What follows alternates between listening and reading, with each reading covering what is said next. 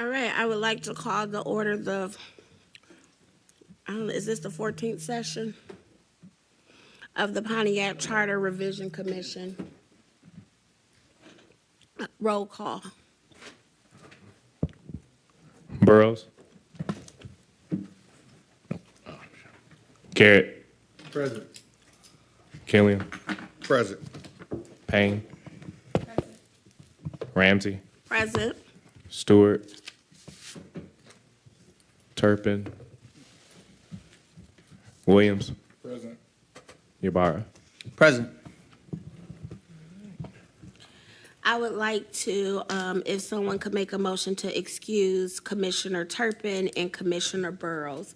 Commissioner Stewart is running late. Motion. Support by Garrett. Moved by Payne, supported by Garrett to excuse Commissioners Turpin and Commissioner Burrows.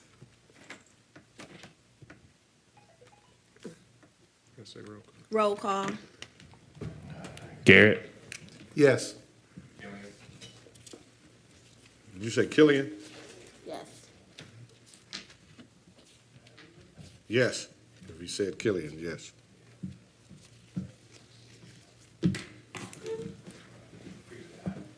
Oh,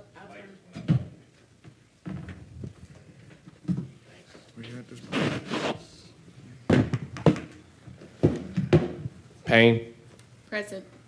Oh, Oh, you mean like yes or no? oh, yes. Ramsey. Sorry. Yes. Yes.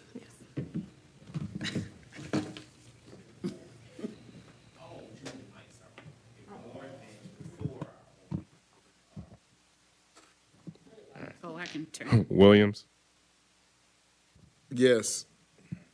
Ybarra. Yes.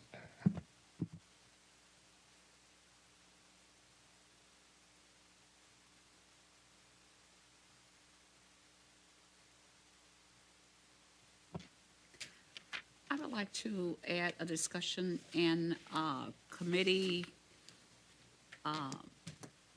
selecting dates for our different committees to meet. So you are asking to add a discussion item to talk about committee meetings? Yes, Okay. thank you. Would it be okay if we moved it right after this one? Oh, sure, wherever you Okay. feel that it's, So we are going to Okay. move discussion on committee to be the new item 5. Oh, wait, no, item 6, I'm sorry, item 6. Point of clarity, Madam President. Yes. She needs a second for that motion. Just point of clarity. Oh, thank you. Well, she made a motion to add. Oh. to- Oh, okay. All right. You need to make a motion to add committee discussions to the agenda. okay, I'd like to make a motion to add discussion on committee meeting Second, dates. so motion by Payne, supported by Williams. Discussion.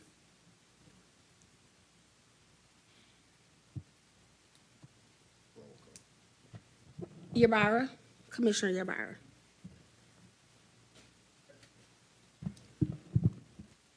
Not at the moment. Roll call. Killian. Yes. Payne. Yes, Ramsey. Yes. Williams. Yes. Ybarra. Yes. Garrett. Yes.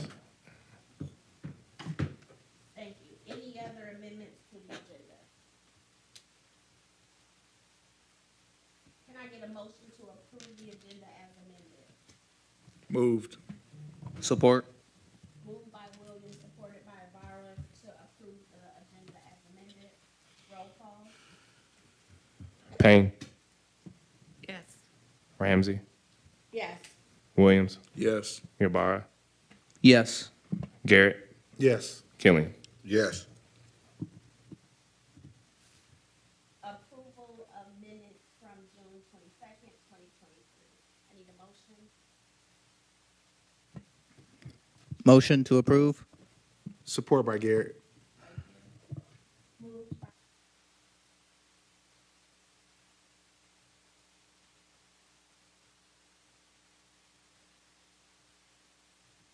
Ramsey. Williams. Yes. Ybarra. Yes. Garrett. Yes. Killian. Yes. Payne.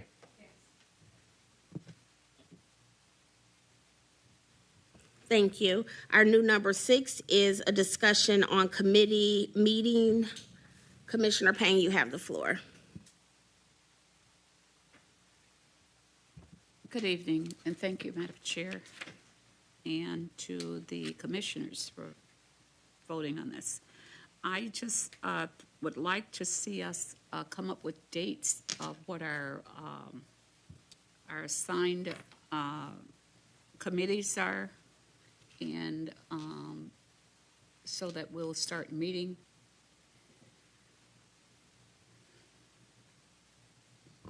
So from my understanding, and I please need y'all to Let me get the, correct me, that we said that the committees would set the dates, and committees have been meeting, oh, correct?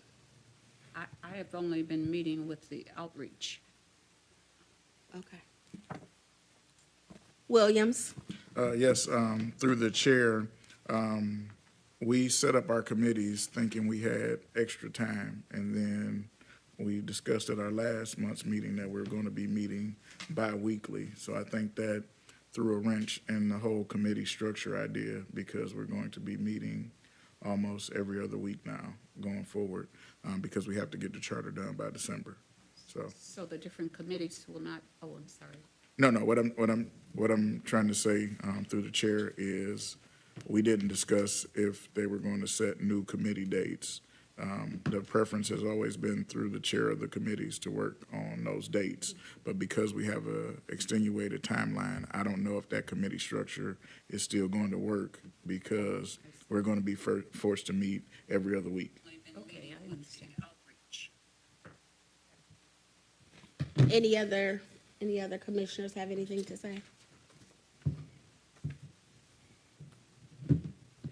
I agree with Commissioner Williams. Because we are going to be meeting twice a month, I think any of those issues could come out in those meetings. I do not want at any point in time to have any of the committees to feel like they still cannot meet outside of those, our twice a month meetings. And so if you are on a committee and you feel the need to meet, you should reach out to the chair of that committee. Okay. Does that sound workable for everyone? Yes, ma'am. Okay, thank you. Okay. Okay, thank you. And we are going to go into presentations to go over the form of government that we currently have versus other options. Also, the city council by districts as well. So I will hand it over to Commissioner Ibarra. Thank you, Chair Ramsey. I'm going to move over to the laptop, if that's okay, so I can continue moving on the slides. Please do.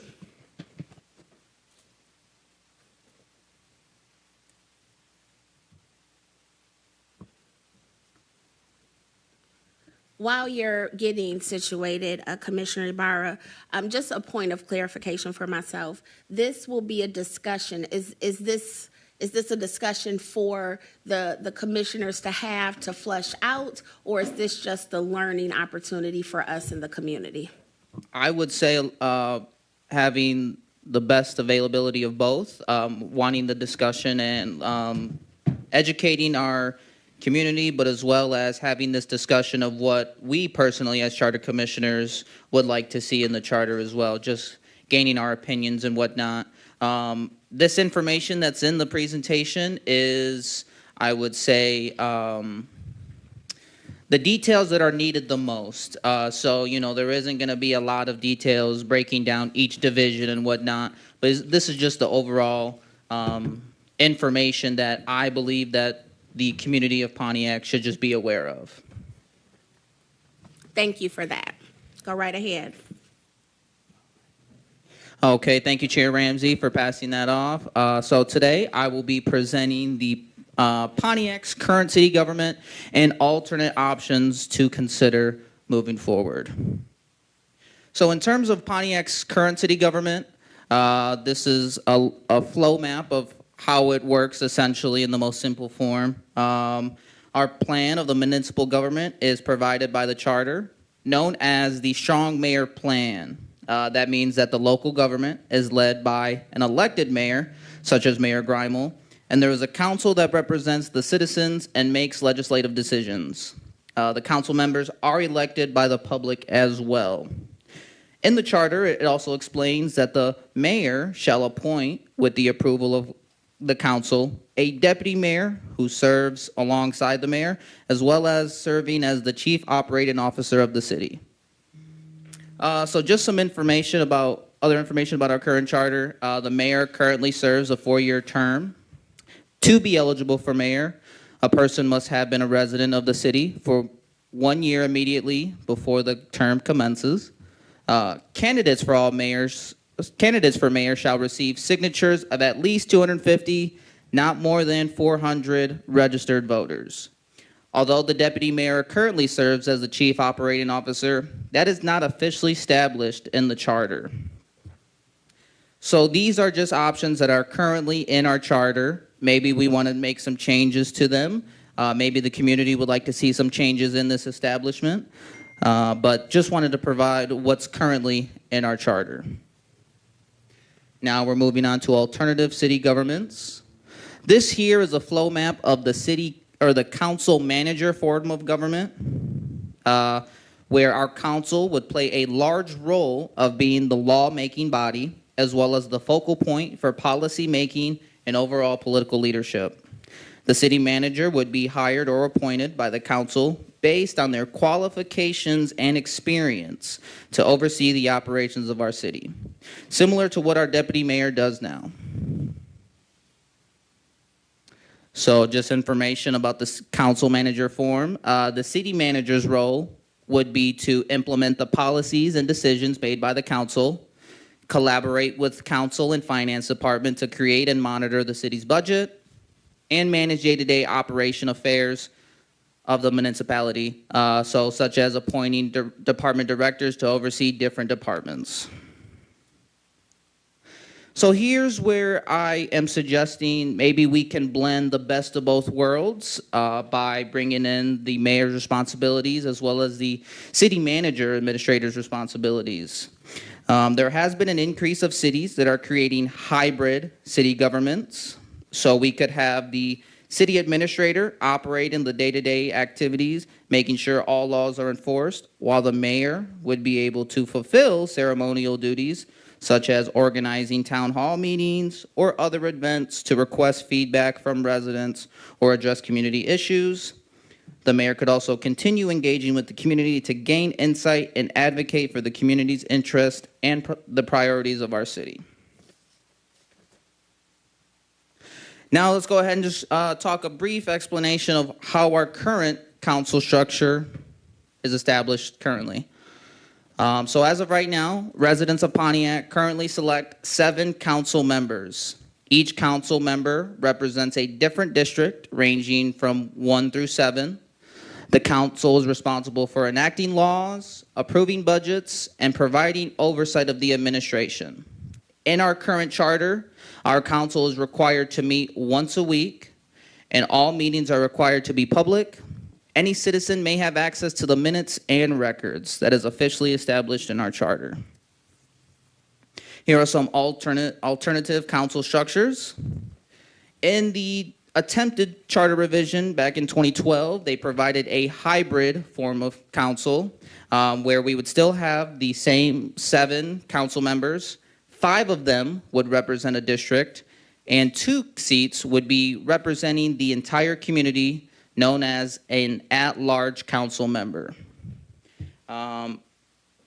There's also been in some charters where they have established a seat specifically to represent the marginalized or underrepresented communities in their city. Maybe we can implement some of that in our charter for future generations to come. So this was just a quick overview of some ideas to implement into our new charter that's going to be created here soon. I did create a survey in which also has a video explaining what was gathered here today. that survey will be promoted on Facebook through a social media campaign. And so we really, the charter cannot be established unless the community supports it. So please feel free to express your questions, concerns, life affirmations in the survey that's attached to our Pontiac Charter Commission Facebook page. Thank you so much. So I am going to ask that you go back to the slide with the options for the mayor.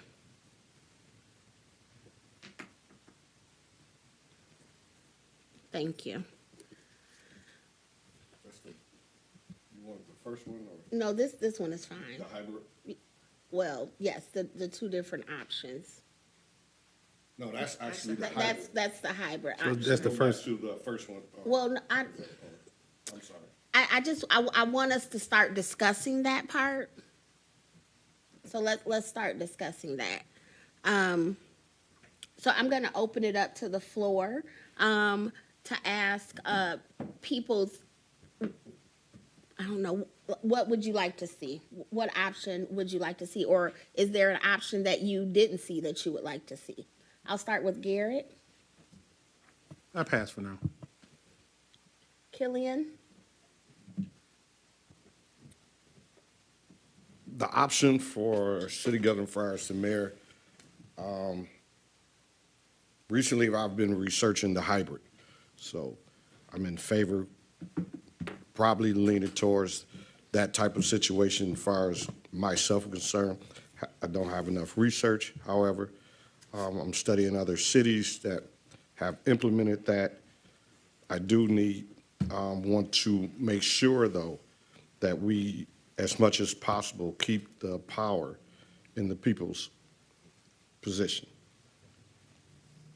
Thank you. Williams? Thank you, Madam Chair, and thank you, Commissioner Ybarra, for that lovely presentation and getting this ball rolling with the Communication Committee. I think that I'm in favor of some variation. I've talked to a lot of residents, and my personal preference would be to really change the structure, but I think because we have a short timeline on what we need to do, we need to make a tweak. And so what I would like to see out of that grouping is maybe enshrine, as Commissioner Ybarra talked about, making sure that the deputy mayor has those city manager capabilities and strengths, even if we continue with an elected mayor. So that way we could actually ensure that we, for lack of a better term, idiot-proof the city. Right now, the only qualification you have to have in order to run for mayor is to be of 18 years of age, of voting age, and be a resident for 1 year. It doesn't speak to any qualifications. So at least with having the deputy mayor confirmed with certain capabilities or capacities, it may ensure better government for the citizens of Pontiac. Yeah, I wholeheartedly agree with a lot of that. In a lot of older cities like ours, mayoral form of government has been common for a long period of time. I know Pontiac is a little bit different. We had city manager, we moved to mayor. There's a lot of political pieces to that and why we did that back in the 1980s. And so around that time, even earlier than that, people started moving towards city manager because of a lot of things where they were seeing people giving jobs to their friends and doing unethical things. And so that's why city manager came about. And so that is why I think at the end of the day, it makes sense to move into a direction. It is best practice in the world, but I know that best practice doesn't always make sense, right? And so I think I think the hybrid form of government makes sense for where we're at as a city at this moment, right? It allows us to still keep the connection to a mayoral form of government while still adding in exactly what Kermit said, which is the ability to make sure that we have someone who can run a city. Running a city is, I certainly do not have any envy to run a city. I do not want to. Even this, looking at the finances, make me get a headache, right? And so I think having the ability to have someone who knows how to do that and having the controls that it is in the people, right? That's why you hire it. That city manager is still run by a council and still is. There is ways to get and release people who are in those positions. And so I think that is why I am in that way. But I also note that we may not be ready for that. And I think it will take a lot of understanding because people are comfortable with where we're at. But I will say the thing about a mayor, exactly like what Kermit said around like idiot-proofing the city, or that may be a worse, a better term than that, but making sure that the qualifications are there, is that really if you're looking at a mayoral form of government, you are looking for a needle in a haystack for someone who both has the political ability to do the job, but also the management ability to do the job.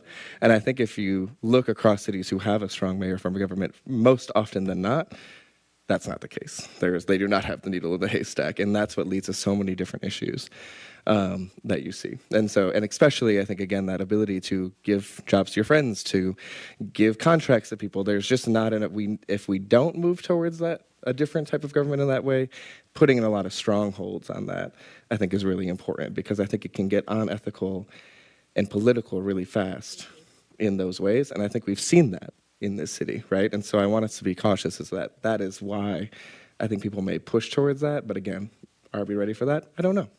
I think it requires a lot more education and community engagement. Thank you. Commissioner Payne? Good evening again.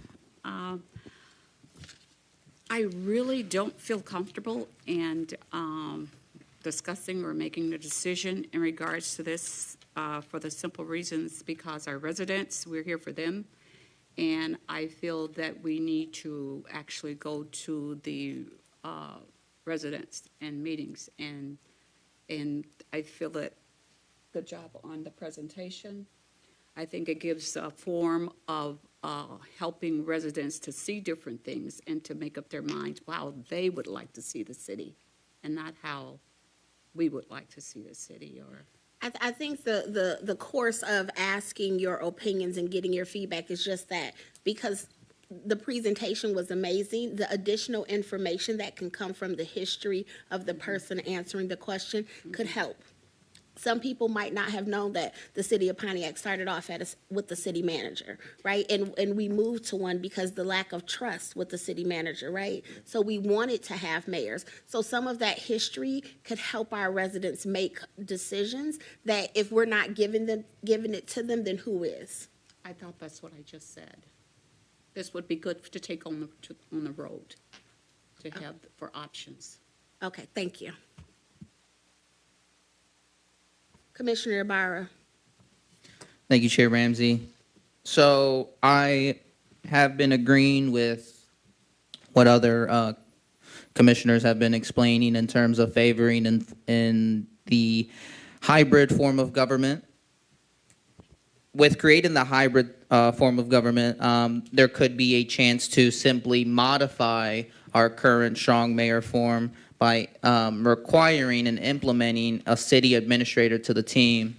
Truly, I just believe in terms of running the city of Pontiac, it just from seeing the other city administrations, I just feel as if maybe the city of Pontiac could just use some more help. It does take a village to raise a child, and so it should take a big enough team to run the city of Pontiac and to direct it into a future of what we want to see. So just implementing that extra teammate, if you will, to ensure that everybody feels like they're balancing in their life while still making an impact in the city of Pontiac. Thank you. Commissioner Garrett. Thank you, Chair. Just hearing the various comments, and as I've been studying this since we've been elected to be on the charter, the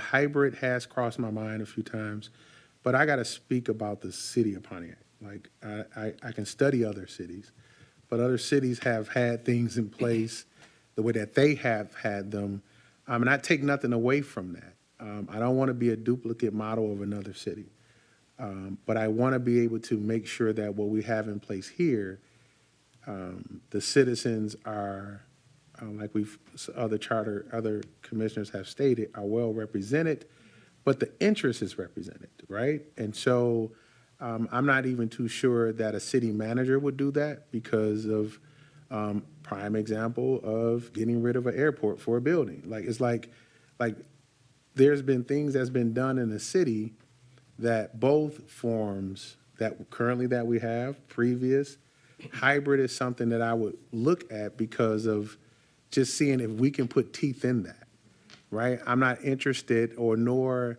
have I heard people being interested of having somebody just to be customary, a figurehead like Southfield, right? That's never been a discussion. It's either been one or the other. And so just in reference of being elected to make decisions, you know, if it's something that this charter can do to put teeth in something, then that's one thing. Never thought to think about the deputy mayor having as much qualifications in a city manager municipal role as well. And that sounds very attractive too, because, you know, ideally the mayor doesn't really have time to kind of run the day-to-day. It is the deputy mayor. And looking at I've had an opportunity to experience quite a few administrations. That person that is, let's say, charged to do the deputy mayor's job comes from the selection of the mayor. And so when you look at that, that becomes ideally a situation that can put us into, you know, either something very, very good or something very, very bad. And so I'm just at this point of, I appreciate all the comments. I will continue to research, you know, ideally which one fits. But just to be frank, if we can put teeth into something, then that would be one that I would put teeth into. Because if you look at the deputy mayor and you look at what they do and what the responsibilities they've been given, I'm not even too comfortable when you say qualifications, when you say city of Pontiac, because the politics here are a lot different, and that's not going to change because you have a new charter. What it does do is it does ramp up others to kind of position or maneuver themselves in certain situations. But when you look at the qualification pool or the people who actually want to come behind anything that's pretty much done, is very scarce. It's very scarce, right? Like we haven't done a good job of having a succession plan, of figuring out or raising our own. And we're starting to do that a little bit now as far as business and what I see entities and entrepreneurial businesses taking off, but we haven't done it as a municipality. And so that's my concern. The third part, and I'll be done, is when I look at going out into the community, I'm just got to be realistic about Pontiac, right? They elect you to do a job. They don't let you to go back out to them and ask them. People get aggravated by that. And people get frustrated by that. Then they start looking at you funny. I've been elected official in this city since 2005. And every time I do that, every time I say I'm going to do a town hall or I'm going to do something where I want your input, I always get it. Never fails. Why did I elect you? I always get that. And it's almost like I just take that as a, you know, like, yeah, why did you? Right? And so I don't have a problem going out in the community and asking. And I think that we should.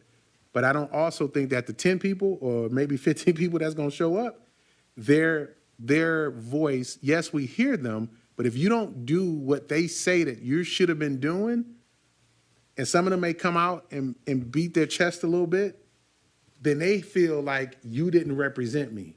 And it's like, we got 59,000 people, right? So where do we start with that?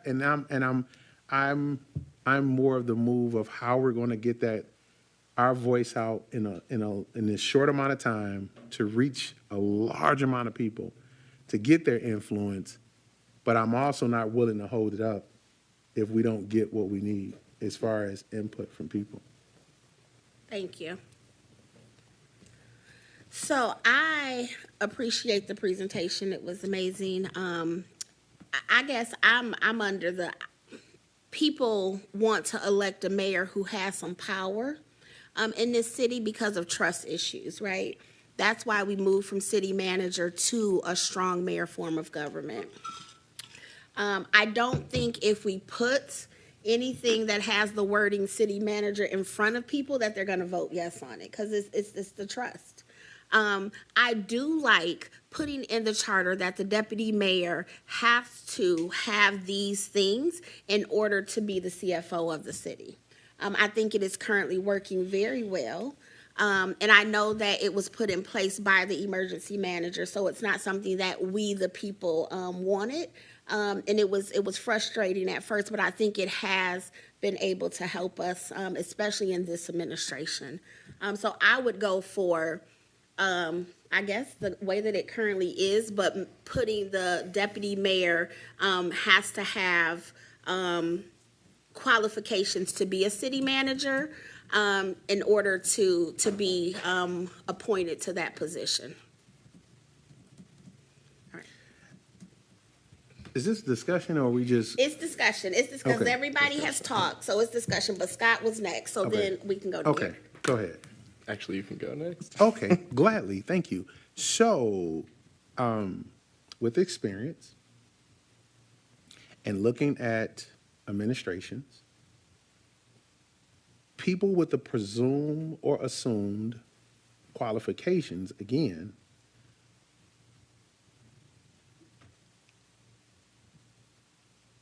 how do you treat our people? And what does governance or leadership or managing looks like to the individual? And so I was once of the opinion of that a person could be because they have managerial skills, but do they have managerial skills for the city of Pontiac? So things that I've seen closely firsthand knowledge of, has made me want to change the qualifications, but then also how do we get the person, or how is a mayor able to select a person with skill sets that would help move the vision of the city of Pontiac? Because some people come with the ideas of where they live, and then they manage as if they still in that place of where they live. And then the culture and climate in which the day-to-day operations need to be, let's just say, guided, is guided through a false sense of hope, in a sense, because the person is managing from where they come from, not where they're at or where things need to be. So I do believe in that there is power in the deputy mayor. I think somewhat too much of the power and responsibility drives on the deputy mayor. But when you start asking for some of the responsibility not to fall back on the mayor itself, whoever sits there, then you set somebody up to be the fall guy, because somebody can sit back at while this person does whatever work that they're doing and then say, "Can I do that?" And then we still left in the position. So I do agree with having some type of teeth, some type of, qualifications. But again, I'm specifically to the city of Pontiac. That person will have to know before even coming in. And maybe it's a look at them being appointed by the mayor. They're appointed by people who are in the community, or applications are reviewed by people, a review board before they even sent to city council, to make sure that the person knows not only what our charter says, but what plans or what things are being implemented prior to them coming, so that they don't just come with their own ideal and wash that away. And that's probably where I'm at with that right now. Thank you. We're gonna go Killian and Williams, but I just wanted to say, I think I semi-agree with what you're saying, but currently, let's just say that the current deputy mayor, like it was in the charter that he had to have the qualifications that he has. He still works for the mayor. Like that is the only difference that I would change about right now, is that it's in the charter that you have to have these qualifications. Okay, versus just Right, no, yes. Right, okay. That would be the only thing, is that we would currently have what we currently have, but it would be in the charter that they need to have those qualifications. Because the council still has to approve it, and the mayor is still beholden to the voters, and so is the council. So I don't want to I want it just like it is now with the teeth in the charter. Okay, let's go, Let's go ahead. okay, We'll- okay. I'll- Killian, Mr. Williams. you were first. Yeah. No, he was first. Okay. Yeah, so, thank you. I hear both sides of it. I think that you cannot separate the mayor's ability, if we're going to continue with strong mayor form of government of any kind, from picking or selecting their own deputy mayor. Because at the end of the day, your number two has to be a person that you trust. What I would hope that we would do would be to enshrine the qualifications of a city manager in the deputy mayor. But I think that the mayor has to be able to pick and choose that person, because we're electing the mayor in order to make those decisions if we're going to keep a city manager form of government. So we can't have some random body picking somebody, then that makes it political, right? So they keep the mayor, and then they say, well, the people gave this person to me and they didn't do whatever they were supposed to do, and now you have a problem. I think what would be helpful for the city of Pontiac is to make sure that the qualifications of the deputy mayor are enshrined, but also having an ability to have some reviews in the government. There's nothing in our current charter that speaks to any kind of job performance matrix or anything. And so it's all anecdotal on if we think the mayor's doing a good job, the council's doing a good job, or whatever. There's no performance or skill set review. And what I would like to put in there, in addition to that, because we can't stop who gets elected as mayor by the charter. If you're a citizen, you should be able to run, right? But there should be some mandatory training that all of the mayors have to attend in order to serve in that role.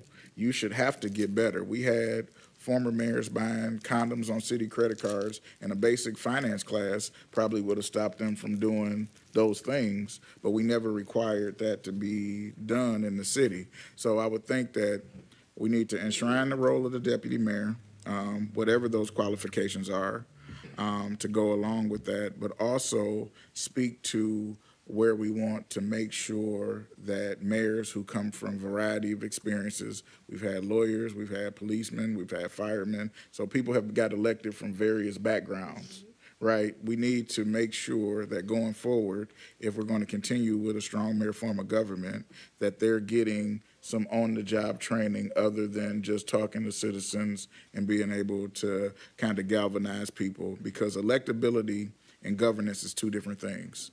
And so we have a lot of people that can be elected as mayor, but not necessarily a lot of people that we would trust to govern the city. And so when we see the wide variety, just even looking at the last batch of people that we had and experiences, how do we ensure that they're going to at least have some basic competencies built in, that by their fourth year as mayor, they've got some certifications, in order to have that, because it's not mandatory right now that they attend MML. It's not mandatory that they do anything, and we don't speak to any of that in the charter. When I was on city council, I attended several of the trainings. Some council members never went, and that was not, there's nothing in the charter that speaks to that. So it's nothing to say that you have to do X, Y, and Z in order to keep your position. And so if we're going to keep the strong mayor form of government, we need to at least make sure that they're getting the needed improvements along the line, regardless of what experience they come from, in order to at least check some boxes. So you can say, by the time they run for re-election, did you complete all of these things that was required in the charter? Thank you. Killian, Yes. and then Stewart. You want No, to? Okay. I just wanted to discuss, and I was trying to bring it back up so you wouldn't have. Thank you, Jose. Excellent job on presentation. But I was looking at the opposite side also, as far as the council management form of government. Oh, wait, you on the council? No, not the, far as weak mayor. Okay. Far as the council electing a city manager. Like I said, again, I was so, from the people I've talked to and me being a citizen myself and looking at it from being a citizen, I have to look at, where are we at currently as a city?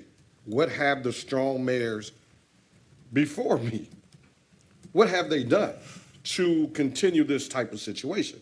So this charter commission has to think, hey, what is successful? Again, as the charter commissioner spoke before me, what is going to be successful for Pontiac?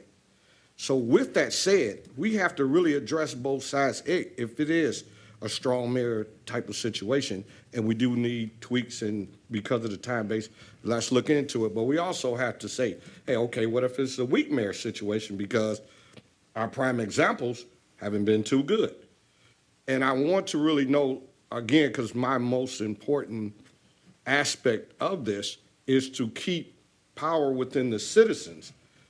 Is it conducive for us as a committee to consider the council hiring a city manager? And if so, where would the power of the people be in that type of structure? Thank you. Stuart?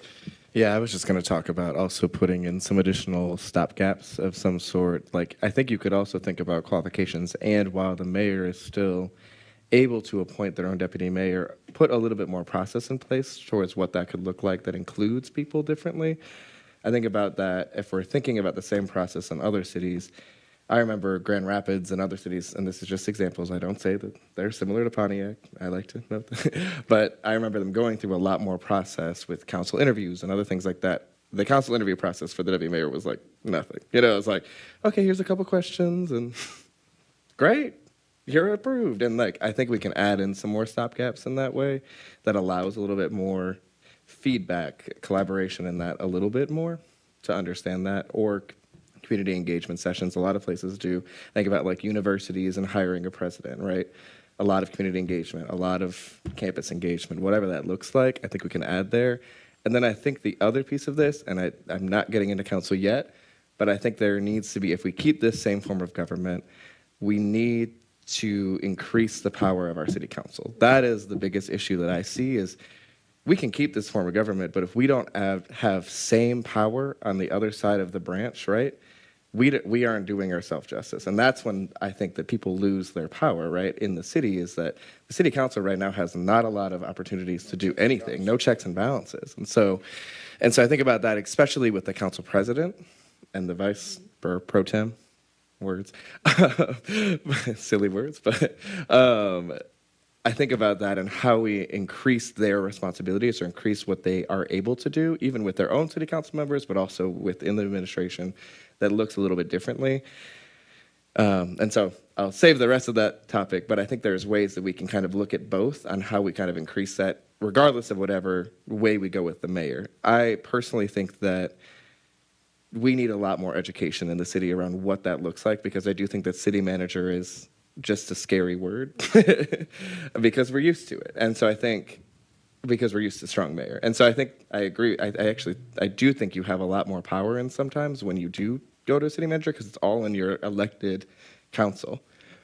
But I think we have to like slowly work our way there a little bit. And if I had the 2 years that we thought we had, it'd look a lot different, right? But I think, what my thought around where we're at with the city charter right now is we have 6 months. Let's do whatever we can to get this one passed, and then keep the conversation going. And so that's just my personal thought of where we're at right now, but making sure that we have these critical conversations around structures in the city as well.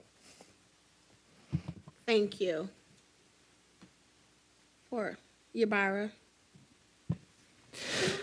Appreciate the conversation that we're having so far. Really expanding the ideas and, the opportunities we have to establish in our charter.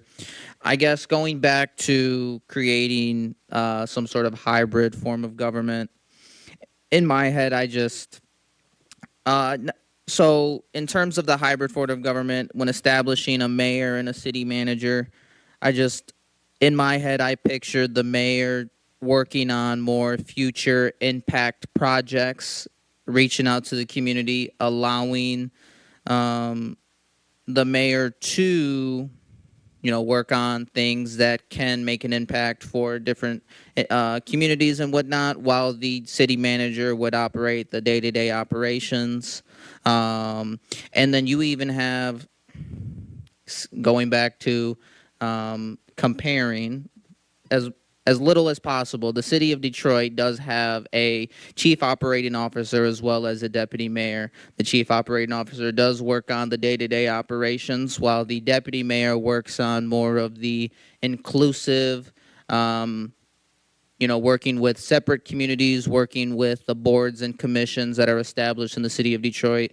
There is a way to share the power and making sure that each position has the responsibilities, and they could even collaborate with each other. But I just believe it's almost like having a big three on a basketball team. You can't just win with two superstars in today's world. You got to win with three. Having three superstars who know their role, understanding what their position is. That's just how I saw the hybrid form of government in my head. Thank you. Stuart? Yeah, the other thing I'll note is that I think there are other structures we can add to whatever charter we do too. I know I mentioned some on the council side. I also think it's worthwhile for us, and I was looking at the 2012, I keep saying 2015 for some reason, but I was looking at the 2012 charter, and they actually added an ethics board that has the opportunity. So I think that's one of the things that we could do, right? It's some sort of ethics board that is a citizen-led initiative that goes to some of these issues that we've seen, right, in the past, that there's been no other recourse, right, because there's been no opportunities. The other thing I think we need is, well, you could call it 100 different names, but an integrity officer, the Office of Inspector General, something that is separate from both entities, so that ombudsman is the word that lots of people like here, but I don't think that word makes any sense to anybody. Tell me a definition.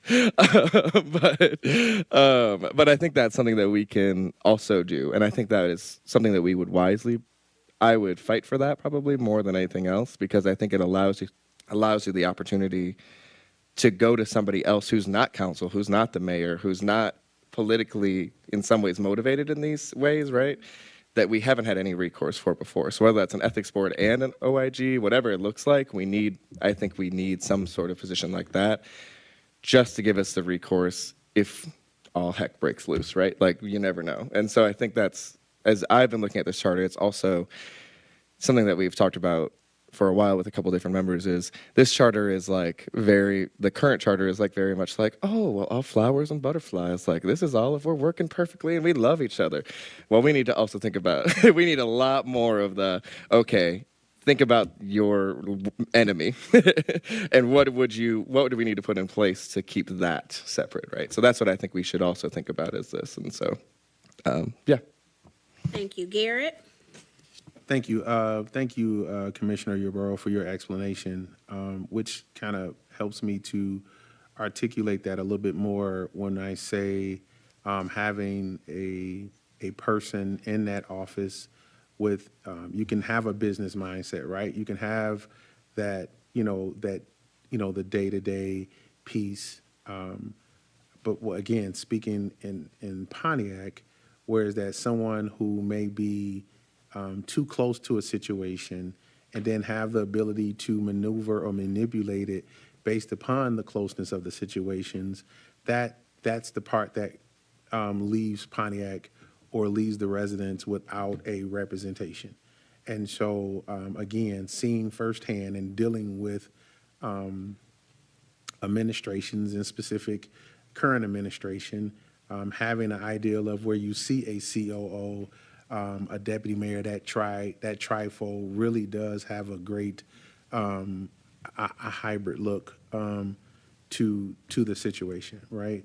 And then my explanation, my reasoning or rationale of having someone like a board of individuals who have nothing to do with government itself. They just love the city of Pontiac, however that comes about, just having input, just residents having input, and having to be on the opposite end of one of the institutions here in the city of Pontiac. It's it's very important that the people who are doing the day-to-day not necessarily get along, but know we need to go in a specific direction. And so being able to see the institution in which I have a heavy responsibility in governing, to go from millions in debt, to having a surplus, to watching that thing, okay, that took two decades, right?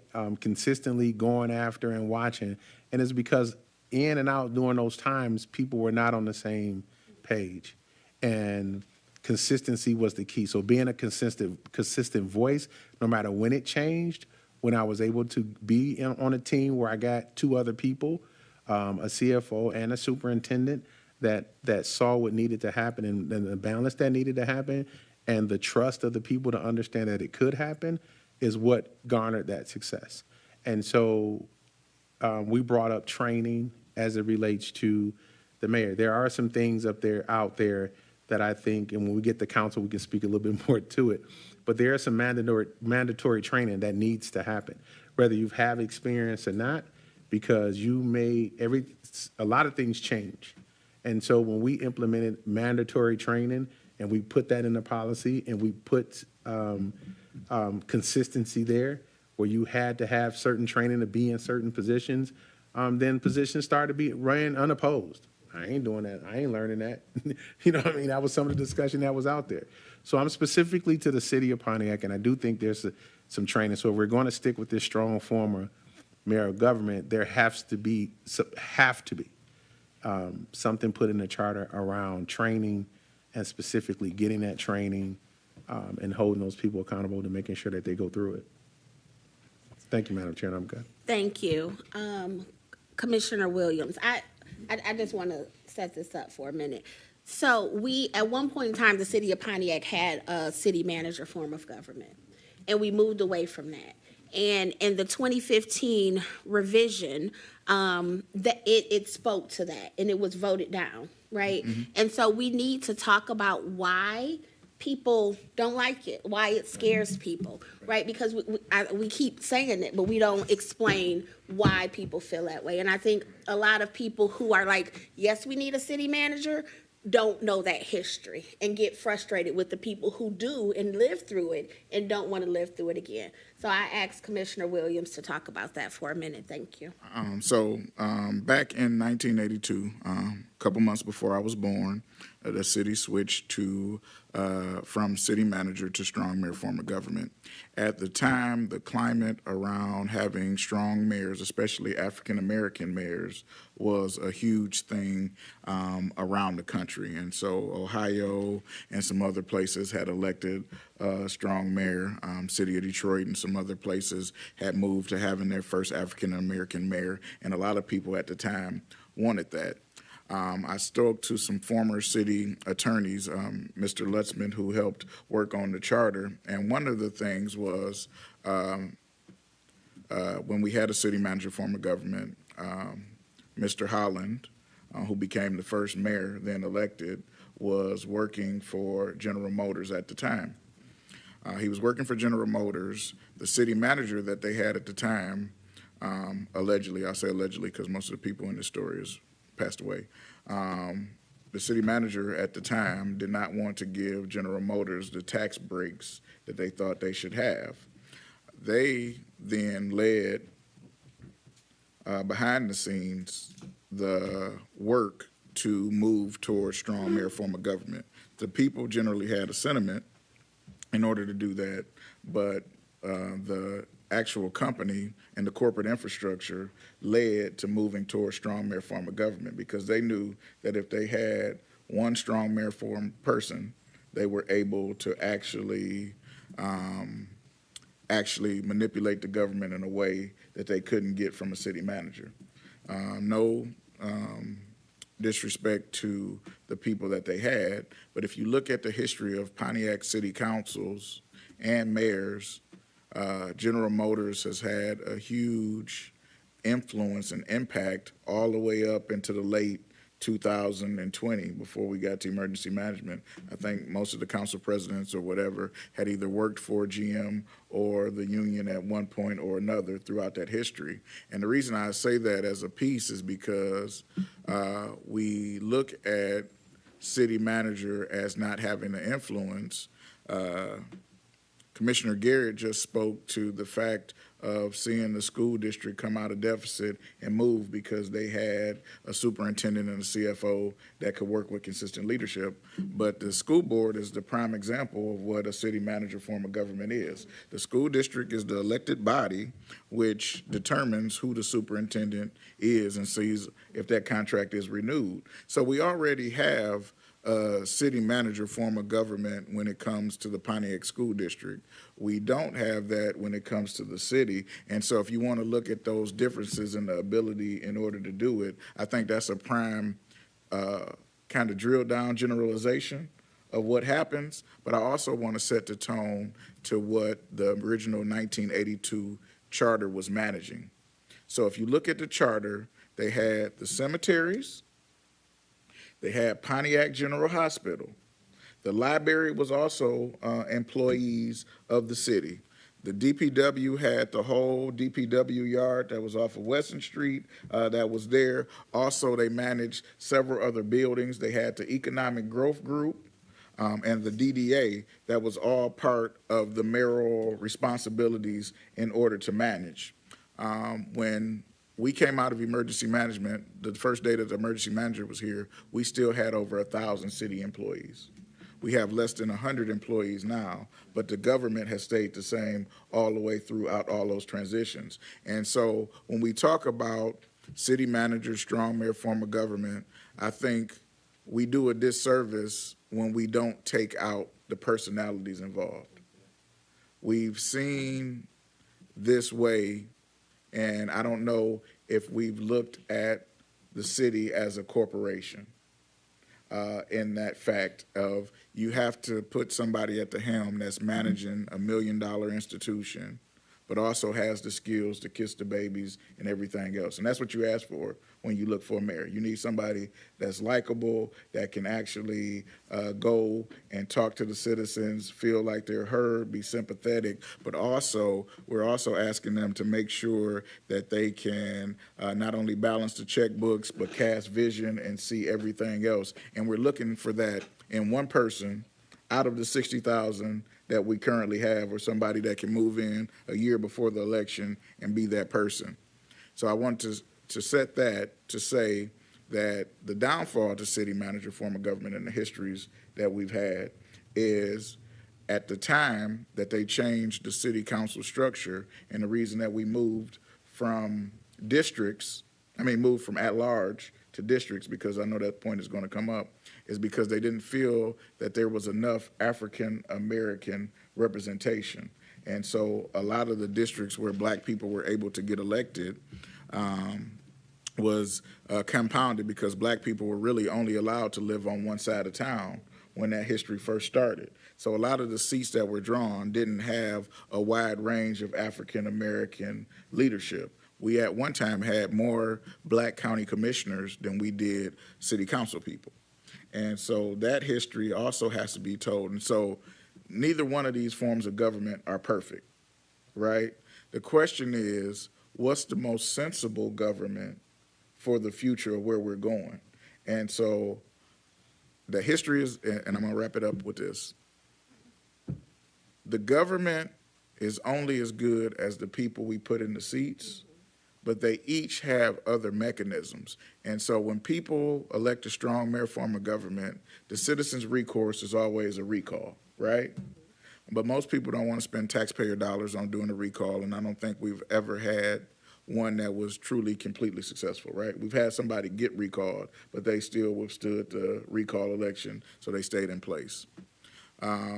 When people say they don't want city managers because they say, well, you get a turnover in the manager all the time. But just at the school district, we've had a superintendent, I think she's been there 8 years or so in that role now, right?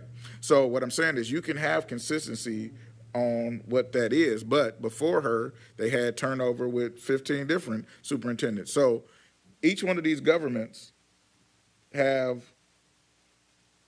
pros and cons, but I think we've been locked in so much to what we've had, we haven't had a discussion about how we make the government that we need for the future better. And that's why I want to make sure that we know that history, because it wasn't that strong mayor just happened because people decided that they wanted a strong mayor form of government. There were corporate interests in the city of Pontiac that helped push that government to happen, and it was for their benefit and not for the benefit of the citizens. Not to say we can't have good mayors, not to say we can't have good city managers. The question is, for us, is before December, what can we do to ensure that we're getting the most responsive government for the people? And I think if we can build in some additional layers that are not just necessarily the mayor, because I think that the way we have it, where they're over all the city departments, is problematic, right? What does the mayor have to do with the cable division, right? Absolutely nothing. But because the charter was gray on that area, now you have an entity that's controlled by one branch of that government. How does the court even fit into what we're doing with what they're doing, or a mediator or anything else? I'll say this and then I'll be quiet. When we the council sued the former mayor, we won in court. It took them 3.5 years to pay our attorneys because there was no mechanism in the charter that required what the council required the mayor to do to actually do that. And so when government is working well and everybody is kumbaya, this charter speaks to it, Scott. The 1982 charter is fine for that. Where there's any division or any gray area, this charter does not speak to it. And that's why we're here today, because we have to do something. We can't, I want to put this out there for everybody who's listening. We can't do nothing, right? There has to be an agreement on doing something to move this charter forward. Thank you. I just also wanted to add that the behind the scenes was GM trying to manipulate. In front of it, it was Black people need more power. These white people are taking over. And if Pontiac is actually going to be led and represented truly, it needs to be a strong mayor form of government. And so there are people, older people who lived through that, who felt that enough, right? Who felt that and saw it in their quality of life every day to say that speaks to me. And so I want to have the power over who is representing me. And I think that's why a lot of people, as soon as they hear city manager, especially our older citizens, feel that way. Because they live through it, right? And so we need to speak to them and explain how it's going to be different if that's the direction in which we want to go, because there's trauma there that will stop people from voting for this entire charter because of that one provision. And so I want to put that out there clearly, right? Like, that is a really big thing, and I don't feel like most of us lived through that. But there are a large number of people who vote who did. And so we need to be able to speak to that. I do want to just say for the 2012 charter, the commissioners that voted for it, it was a 5-4 vote between going to stick with strong mayor form of government in their charter and going to city manager. So it was a 5-4 vote that happened at that time. So this has always been a tenuous discussion. Strong mayor prevailed at that time, 5-4. So I just want to let that be known, because I know we're going to probably look at their charter as a guideline or a framework, but that charter could have easily said city manager if they had had one person vote differently. Thank you. So we're still at discussion for the mayor, strong mayor, weak mayor, or hybrid. Do we have any? Oh. No, go ahead. So what I do want to say is I appreciate this discussion. Like I've been watching this for a long time, like the charters. I've been through both of them, the failed revision, been through that, the lack of leadership under administrations. Like I felt the city. I worked for the city. My pension gone. Now I got to work another 30 years. So like, I'm not even highly in favor of a strong form of mayor government. But when you think about city management, you do think the first thing that comes to mind when you're having conversations with people is the fact that I don't want no white man coming here telling me that what to do, because the black people they didn't lost control and gave the control up. Yep. So if we're gonna talk about it, let's really talk about it. Now, city, as I've listened to Commissioner Williams state, when you do talk about city management, somewhat the school district does, but the opposite end of that is the fact that you have to have a consistent board, and you have to have a board that knows what they are doing, and it relates to the day-to-day operations, but not going into day-to-day operations, and being able to set policies to make sure that happens. Now, I know we're going to transition shortly into the council, which is really heavy on my heart, because if you do have a sense of people who know what they are doing, and some people will ignore training. People just like titles. Some people, they'll get the seat, they'll get the training, they'll get in here and still say we're going to do what we're going to do. So we're not going to act like that doesn't happen. But what you can do, if the majority of the people know what direction you're going in, then not one person can take that control. And so what I've experienced with people with resumes and degrees and all of those other alphabets that come in, half of them don't know, excuse my French, what they doing. Because if it's not relative to how they live, where they live, then they have a hard time seeing success here. It's always they're looked at the ones that's coming in to fix the problem. And sometimes people don't want to be fixed. They just want to have be assisted in how they want to live. And so with that being said, I appreciate this conversation. And I'll as I've looked at city management, or a person coming in as a city manager, because I was adamant against it, right? So I went in and started looking at people who had city managers, but I started looking at why we got away from having a city manager, and that history is good. But I think we have a new voter base in the city of Pontiac. I think we have folks who understand clearly that they're just looking for some people who are going to help them provide for their families and do what's best for the city of Pontiac. And I think we have to have an open mind about that on both ends. But I'll yield the rest of my comments until we get to the council, because that's pretty much where the bulk of my comments will come from. Killian? Yes, I also want to iterate. You were saying, why do certain people or the citizens feel the way about a manager? The history within itself, as Commissioner gave, but also once the emergency manager came in, man, listen, everybody I talk to, I don't want no emergency manager. You're not going to let us lose our power again. And, they are upset. They are burnt. They are, hey, you knocked me over the head with this one. So I think when you say city manager, that's the first thing that pops in their mind. And you have to really fight that, that feeling and that emotion. And I don't know if we're going to be able to really, say there's a balance, because when you tell someone, and it was proven, the power was taken away from the people, and then you have managers somewhere, they like, you'll never get me again. So I believe we have to comprehend for ourselves as a charter commission that is one of the problems. Yeah, thank you for that. I'm sorry. But thank you for that context, yeah. Or that thinking about the word.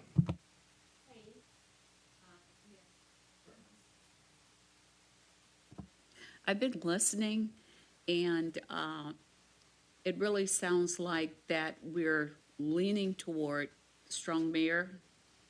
And I like what Commissioner Williams, thank you, said in regards to adding role responsibilities creating education, training. Somewhere back in when I first got this, one of the things that I said was candidates should have, before the election, take certification training in civics, city government. And so I think failure basically comes because of lack of knowledge. And I think that's what has happened with a lot of different roles that have been had here where people are really not feeling comfortable with is having that training, having that education, having that skill set to lead the city and to make it a great city. And I think that changing, I was really kind of like, couldn't believe that, under strong mayor, you've got probably less than, 800 words in it. And that doesn't give me any direction or understanding of what the mayor's responsibilities are. And I think once we enlist all of these things and come up with what we feel, and I think that we all have a sense of what the community residents are really looking for. And I think that we just need to come up with making some changes as far as putting some stipulations and different things in here. Thank you. You were about to say something? I was going to ask if we move on to. So I am going to ask that we move on, but next week, I would ask that we have done some research and we are ready to come in and to say what we want to see and take a vote on that. All right, so we will move on to, Just a quick question on that. Okay, I don't mind voting. I love voting. But in the parameters of what we was presented, hybrid or strong or city or I'm sorry, I guess we would lay out what our suggestion would be Okay. and take a poll from there. Okay, all right, that's But fair. I'm like, we need to start From somewhere. Okay. yes, settling Okay. on something and then moving from there. Okay. All right. So council. Oh, Stuart. I was going to say, I haven't mentioned it yet, but I did create a document, and my goal is to use that to outline kind of suggestions that we would like to make or different language. So I sent that around to everybody, but my goal is to use that as our language. So I'm combining what both was in the 2012 charter as well as what's in our current charter. And if you have language suggestions on what we should add for certain sections, I would love that. So if you do come across things, please send them my way. I will be kind of the master of probably that document, but the controller of that document. So just noting that, you'll see it in your emails, whatever one you gave this clerk's office. But thank you. And just one more thing for that. Make sure that you're putting in specifically that thing, because I know we're talking about trainings and stuff, but that comes later. That can come later in the charter under some of the other headings. So be specific, because then what we would have to do is just move things around, but we would do that with everybody's permission. Yeah. And I can, if you just want to send me language and not even put it in the document. Okay. Sorry. If you just want to send language and not even put it in the document, I'm happy to find a spot for it. Yeah. Thank you. Williams. Yes, for the city council, I think I just want to make 3 quick recommendations for the perusal of this body. The first one is, right now, our city council is all part-time, which leaves a huge vacuum with priorities and people being able to meet. My suggestion would be that we would keep the city council districts, because I think that was a stickler last time. I think I was in opposition of doing that, and I'll tell y'all the reason behind it. We had some council people that were not necessarily attending or carrying the weight that we thought they needed to carry for their district. And so people don't know that this person is their council person. So they go to whoever's going to be responsive. And so having an at-large at that time was probably not helpful because it would just lump more work from the people who were actually doing the work at the time. But now that we've moved into 2023, I think that we should have the city council president and the city council pro tem be full-time people. The rest of the council could then be part-time, and they would serve not only that district that they were elected in, but also as an at-large person. So that way you would still keep 7 council people, but you would have 2 full-time people that can basically create some balance between the strong mayor form of government and the city council, because at least they would be full-time at City Hall, and this would be their permanent day job versus having a day job and then trying to fit in city council as what they need to do afterwards. Our current council, I think everybody is doing 2 or 3 additional things. And so for them to do that and then have to dissect what the mayor plus a full staff of administration is coming up with is problematic. So my suggestion is to keep the district structure as currently created. 7 districts. 7 districts, right? But to make the president and pro tem full-time positions in the charter. So that's the first one, and I'll stop there. Thank you. We will start with Ibarra. Pass for now. Okay, Payne. Stewart. I'm not opposed to that. I think the one piece is that we'd have to figure out exactly what, maybe we would have to probably or want to lay out what some of that process would look like. Go into that. What do you mean by that? In terms of how city council, like, I think it's much more lucrative to be like, oh, great, I'm city council president, or I'm going to vote for, like, whatever that is. I think we need to, like, think about what that process is to make it clearer to people on how that is decided. Okay, thank you. Killian. Yes. I'm into, and like I said, I've been talking to several other community leaders and citizens. Our council, like we were talking about earlier, we need to balance more of our council towards our mayor and vice versa. To me, there's no such thing as equal. That's numbers. We need a balance of power, and I believe the 7 districts individually work, but I also we need that 2 at large, at least.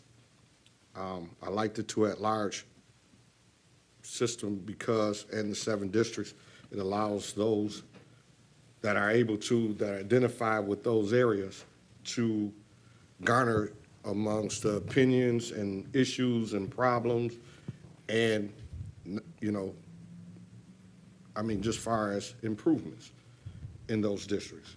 But we also need someone that says, okay, these are the duties of each district. These are the things we need to get done for Pontiac, not just the districts, and be able to say, we can bring some things to the mayor and balance this type of power. I haven't researched far as the commissioner said, full-time. When I say at large, I'm just saying that they're not from any particular district. They don't have to be. So I am, you know, I have, again, do a little more research, but that's where I would suggest. Thank you. Garrett? Commissioner Williams has really, really, yeah, man. I that's why I love group conversations, right? Like, I'm total for 2 at large. I never thought about saying, yo, to your pro tem and your president being full-time. Because when I think about Pontiac, so understand from my perspective is that I was Pontiac police. So my job was to work with council. I thought that I was doing that job very well. I was very naive when I was doing that job because I had no idea of what a council member responsibility was. And so my job was to go around and to tackle all the issues that the council person called my phone with. And then once the issue was complete, then I would tell the council member what I did. I would give them a written report, or they'll get if it was something involving of a criminal nature, we would, not expose the names and then give that information to the council person. Then I was also responsible for setting up neighborhood watches and associations. So these things were my job. These things were my job for 8 years. 8 years. Until I got on the school board and then became an elected official and then realized that the information that I was giving to the council, they were giving to the community as if that they were doing the job. And so I thought that was a little strange because when I began to speak out to say, no, that was something that I did, then there was a reprimand that came. With that being said, if you have two people who are full-time and this is their job, it's easier to have some type of checks and balance from the community of these two people being at-large members and really balancing the power with the mayor and the deputy mayor. Because the mayor and the deputy mayor would no longer have the autonomy just to say, hey, this is what we're doing. Like they have somebody on the other side of the aisle that I think needs teeth to be able to say, not necessarily veto, but say, no, we're not going in that direction. Or be able to talk to their colleagues about, hey, this is what we've experienced throughout the day. This is the information that's been transpired throughout the day. And I love that setup even more, specifically if I have to go into a strong form of mayor of government in such a short time. Because now it guarantees me for me the people who are going to run in those at-large seats, people who are going to be, not saying that people who are sitting there not qualified, but I'm just saying that now you got to think about if you want this to be your full-time job and not just a passive way of doing it. Now, I just happen to be in a position where I came from a city where I saw some things that was just in a negative fashion manner. I didn't even know we had certain things, but when I got to the city of Pontiac, my experiences have been whereas that you can be in a position and you stay there till the job is done, no matter how long it takes you. You stay there till the job is done. But to be able to have to do that by elected and, you knowing that's your full-time job gives you it's a different comfort, excuse me. So I had to literally is on the opposite end of a leading institution in this community, had to get people specifically who did not want to come over to the city council side. So specifically, I would go out and had to speak to people who did not want their next step be over city council. So you knew their heart was where they were at, which ultimately led us to making the better decisions and getting the better outcomes that we're getting right now. So Councilman Williams, thank you for intriguing that. I'm definitely going to look at that. I'm not sure how much, I'm not sure if I want to pay them $120,000 like we do the deputy mayor. But what I do want to do is I definitely want to consider that. And as far as these districts is concerned, because I thought about, at first, I'll just be honest, all at large. I couldn't wait to get to this conversation. Because they all in everybody's business anyway. If you look at what they're doing right now, they're all in everybody's business. Doesn't matter what district that they're in. So it doesn't make a difference if you're at large or not. You're all in everybody's business. But specifically, like you said, you want people carrying their weight. So now you got people who want to pick up maybe another district or another area, or however the city is divided between 5 districts. As police officers, we divide the district in 4 districts. So I know it could be done. It's about doing the work. And so it makes the candidate pool better, and it makes, when you get to this seat, you're going to be held accountable at a higher standard because it's just not a job. So I don't know if and I don't think that they should, I think right now they're getting paid minimum or something. I would like to raise that. I think that should be a little higher. But again, those two seats, that president and that pro tem, this your full-time job, buddy. Like, I know I don't even have to worry about my district person. Like, you're making some decisions, and then you can narrow it down. And so that's where I'm at with that. I appreciate that. Thank you. Payne and then Ibarra. No, it's you. You all didn't get to talk here about your things yet. Yeah. Oh, turn your mic on, please. I would like for us to keep in mind the suggestion or idea that Scott had in regards to the ethics board, an ethics board. Because I feel that that board would act as a liaison between the mayor and council and can help to remedy and resolve issues and problems that come up, which would save the city monies from legal issues. So I really think that I don't want us to bury that because it's an excellent idea. I think I'm kind of like, at first I was thinking that when you have too many of something, normally sometimes nothing gets done because everyone is basically, as someone just mentioned, all over the board and carrying District 1, 2, 3, 4, 5, 6, and 7.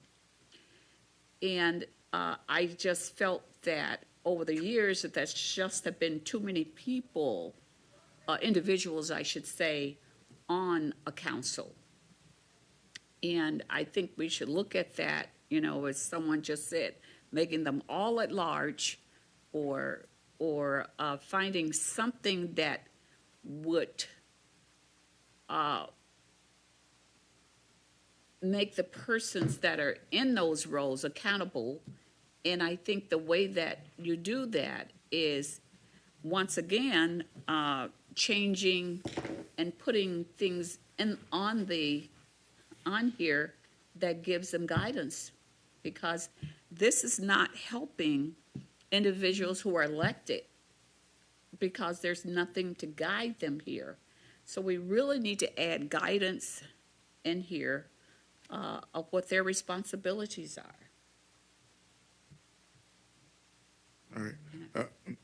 Are you finished, Commissioner Payne? Okay. Councilman Ybarra. Commissioner Ybarra.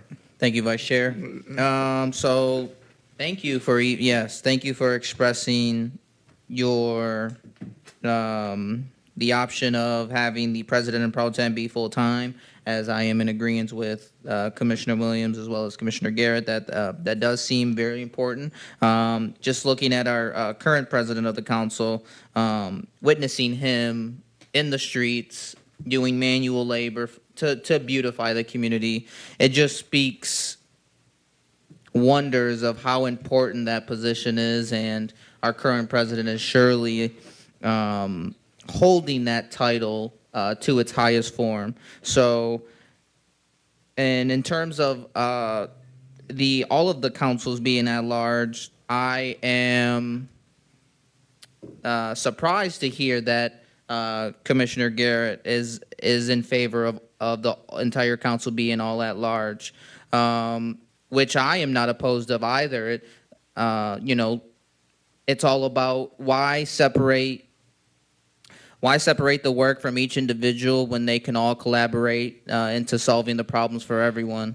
As I was doing my research, all at-large councils were a thing. I'm not sure how the community feels about having all at-large councils of the community, but I would be definitely in favor of having council members, all of the council members being at large to solve the same problems that are in the different districts, and maybe just collaborating together. Thank you. Thank you. Williams. Stewart, Williams, and then Payne. I think the one piece I just wanted to, which, could be in Kermit's other two recommendations, but we'll see when it gets there. But I think for me, a lot of, to really create the equal co-branches of government, I think it's also about not just the two people that get a job, but also to create an actual department for the city council, right? So think about, again, Detroit as an example, just a small one, is each council person has like an office, right? Now, I'm not suggesting that for us. We're not big enough, right? Like they had way more people than us. But I think that it's worthwhile to think about what like really outlining that they deserve their own department, right? And that's because I think about just even for this, putting this document together, reading like all of this work that we're doing, right? Like as a city council person, like when do you, even if you are a full-time employee, and that's great, but like you might not have all the skill sets you need to put all these ordinances, to think about what an ordinance even, whereas, blah, blah, blah, blah, blah. And like I know that falls on the clerk and them right now, but really thinking about if we're gonna do policies well in this, I think they deserve their own department. And I think that helps create those structures in meaningful ways. And that could move some pieces under them. Like I know the clerk is already under them. But I think there are some pieces in that I think we need to explore. Thank you. Can I just take a point of privilege because I never gave my Yes. I'm sorry. I'm trying to make sure everybody gets heard. I like what Commissioner Williams said. I like the 5 districts. I don't think people are going to vote for at large because then they like to know who is responsible, right? People need to know. But I like the 2 at large because I was one of them people like my council person ain't doing nothing. Let me call my friend and he working in District 5, even though he in District 7. And so I think that part is important. And I also think giving the president and pro tem that power and authority, because then they have their eyes on them at all times. It's not, I can only do it after I get off work, because a lot of things happen during the day that our council miss because they are at work. So I like having those 2 at-large positions. And I would love to see what 5 districts would look like. Yeah. I think that would be, so I would go for that one. The 5 districts, 2 at-large, the full-time president and pro tem. Okay, and then it was Williams and then Payne. And I'm amenable to however we cut the duck. I just want to make sure that we come up with something that can pass. Yes. And so just want to bring in that we do currently have a form of government. And so we want to make sure that they're partners in our charter and not opponents. So as we come up with, if we're changing the district model or whatever, I would love to hear from them so we'll know, because we got to get this done by December, right? Mm-hmm. I think empowering them to have that done. So my second suggestion, because I mean, districts, I know we probably won't go all at large and we won't go all districts. I don't know if in order to pass this charter, we need to expand the council in order to have that done. I don't know. We'll find out when we talk to people after hopefully they're watching this. But I'm amenable to all of it. I just know that most of the meetings that happen in City Hall start at 8:30. And if you've got somebody who can't look at city council business till 5:05, that's putting them at a disservice.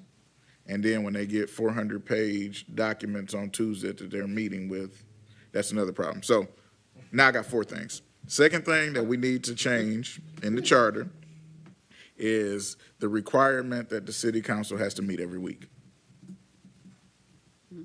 According to the charter, we're the only charter in Michigan that requires them to meet every week. And that is creating an unfair burden on not only the citizens to keep up every week, but for the council to vote on things every week. And not there yet. Well, no. What I'm saying is that just needs to be part of because that's in that charter thing. Meetings are in that first. 3.105. Okay.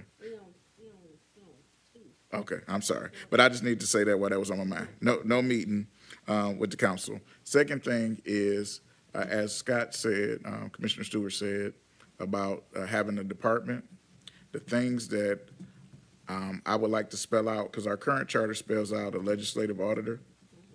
I think the council needs to have, because at one time, they had not only an auditor, but they had a budget, a budget person to analyze what was happening in the budget. So to empower the councils, I think they need to have somebody that's legal, that has a legal background, and I don't care like what we call that or whatever, but needs to be there. And then somebody that has a financial background, because if you don't have those things booked in and we have turnover and we don't go for staggered terms and we go with everybody brand new or whatever at one time, you lose all that institutional knowledge, and certain things are happening now just because nobody was sitting there to know where these things were at. So if they have at least somebody that's legal and consistent, we've had people who used to work as legislative officers. That's our chief judge. Judge Thomas was also worked with the, like, the staff of the city council in past history has come up with some very notable people based on those positions that they had. And I think if we strengthen the back end of that office, it keeps a lot of the court stuff and other things that we spend money on there. And then just as a plug, we need to also talk about the city attorney role. And the reason I bring that up with the council is because now the city has the ability to have a firm versus a person. But that loyalty is automatically inherent in the person that's paying their paycheck. And the way that the government's set up now, that comes from the mayoral office. And so what other cities have is corporate counsel, right? That could be budgeted and maybe a way where, yes, they have representatives from the firm, but the council has equal access. And also, the charter currently speaks to, in the mayoral role, that the mayor can approve any legal fees or any financial any accounting person without approval of the council, even if it's over $10,000. So technically, they can run up an accounting firm to $5 million, and there's no checks and balances over that, and it doesn't have to line up with the budget according to the previous charter. So there's no check and balance on that. And so we had a person that was using and hiring professional services that was not accounting or legal, but using it under that auspice, and spent a couple of $100,000 doing that without any approval from the council. So putting those three things, I think, in place will be helpful to make sure that we're at least safeguarding the city going forward. Thank you. Anyone else? Oh, Garrett. So do we need to come back next week and in a couple of weeks to vote on these particular recommendations? Because I do share in that same responsibility or that thought process by having both of those entities supported and built into the council. It is just, I mean, a lot of this is personal and passion because I've been personally affected by it. And when you don't have an out as a citizen of this city, that you can go to your council person and say, what this administration is doing to me personally, like I have a personal gripe, and that's the only person that you can go to, you have to live with it. Mm-hmm. So when I say personally, I've taken my stripes, and personally I've had to live with the multiple punishment and bruising and defamation of one office and not being able to go to my city representative, council person, and say, hey, legally, what can we do or what can I do without me personally suing my city, right? Like that is the worst feeling that you ever want to have. And a lot of residents have that feeling. That's the first thing that they do. They'll scream, well, I'm just going to sue, and they do, and you have a right to. But when you give up, when you do that, you give up the ability, and I'm just saying it's a self-sacrifice. Do you give up your willingness to serve? Because then it's blackballed to you like, oh, you sued the city, so why would we trust you to serve the city? And so I ate it, right? Hoping to get to this day, to have this conversation where I don't think that anybody would object to making sure that there's a financial person, a lawyer or firm, or I can't think of the other term that he used, or financial person to make sure that even when the council is saying, don't spend this or don't do that, and they ultimately do it anyway,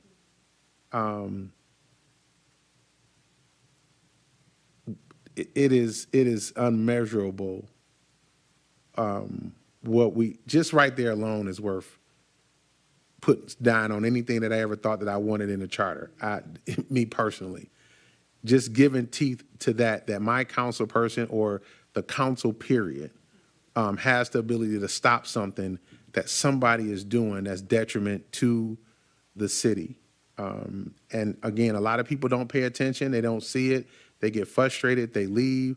But to those who have taken the stripes that personally have been sacrificial lambs for the ignorance that's been done, council needs to have that ability to make sure that they're able to stop what's unnecessarily doing to citizens, both in the business realm and personal, because people do weaponize their offices when that checks and balances are not there. And that's all I have to say. Thank you. Thank you. Payne. And I do have my mic on.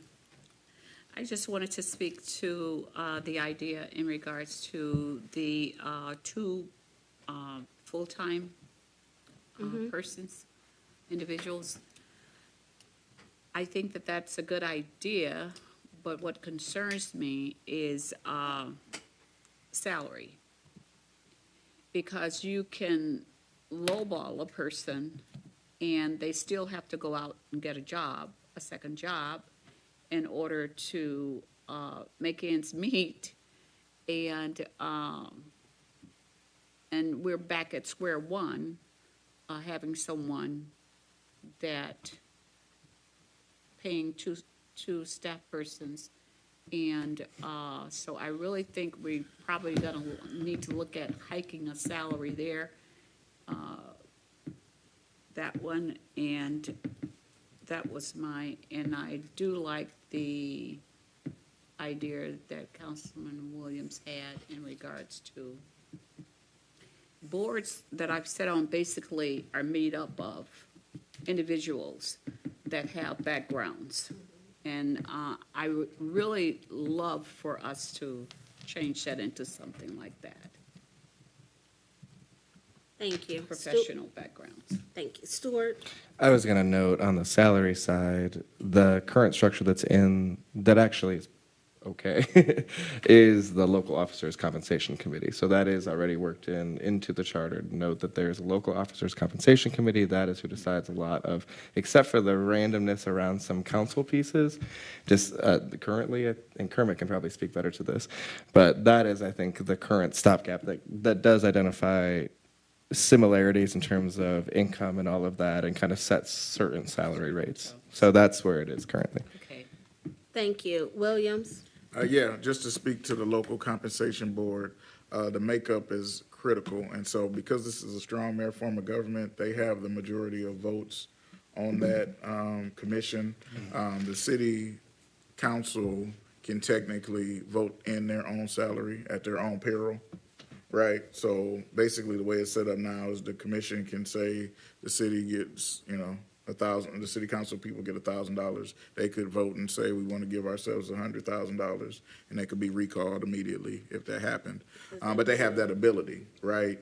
As we get to that commission, we probably need to make sure that it's more fair in the makeup of it, because we had to argue for to get to this 16.5, and other councils were getting somewhere else. And so I testified like 7 times. It was kind of ridiculous, and they felt like they were doing us a favor. I just want to kind of set the tone on the history of how the Pontiac City Council used to be compensated. So before emergency management, city council people also came with a city car, came with some health benefits. Also, they had a gas card, and I'm not saying go back to any of that because all of that was abused at certain points.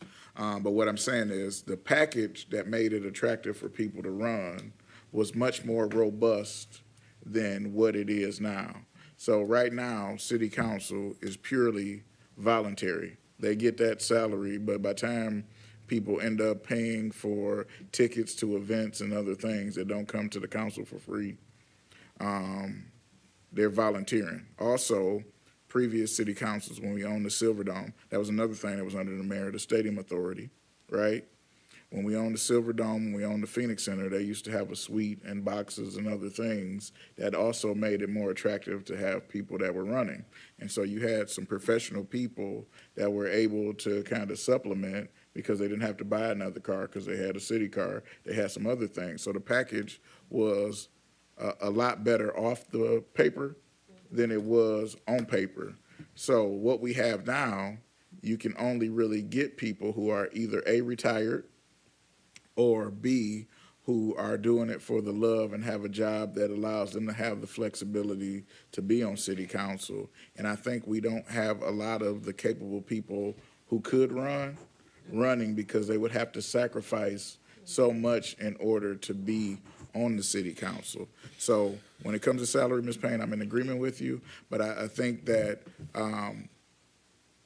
we need to just set the position and then give them the frequency to say it's going to be with the cost of living or whatever, because we've been paying a lot more money because we pay people who may not show up or may not be involved. And so we've been spending tons of money with bad contracts or whatever. I'll say this and then I'll shut up. The Bloomfield Park project had 2 50-year agreements that annexed that land to Pontiac that said that Pontiac, the city, would be responsible for the police, fire, and water over there. Now it's got Menards, it's got Five Guys, it's got Beaumont, all of those things were over there. The contract says that the city is responsible. We were able to catch that because we had somebody with legal helping us read, but we were able to catch that because we read the documents and we were able to get the developer to eat that cost, which ended up saving us millions of dollars. What I'm saying is that meeting happened at 12:30 in the afternoon. If we didn't have jobs that were flexible at the time to allow us to meet, that would have never been caught, and the city would have still been paying 100 years for what was happening. It wasn't that the people who didn't show up weren't responsible. They were working. And so it cost the city not to have somebody that is actually able to do some things. And then especially part of the city council job that I think is severely lacking here is we don't have enough council people who have time to do the networking with the other municipalities and other groups. They're not going to these places, and so when there's consortiums, like we finally got back on SIMCOG, right?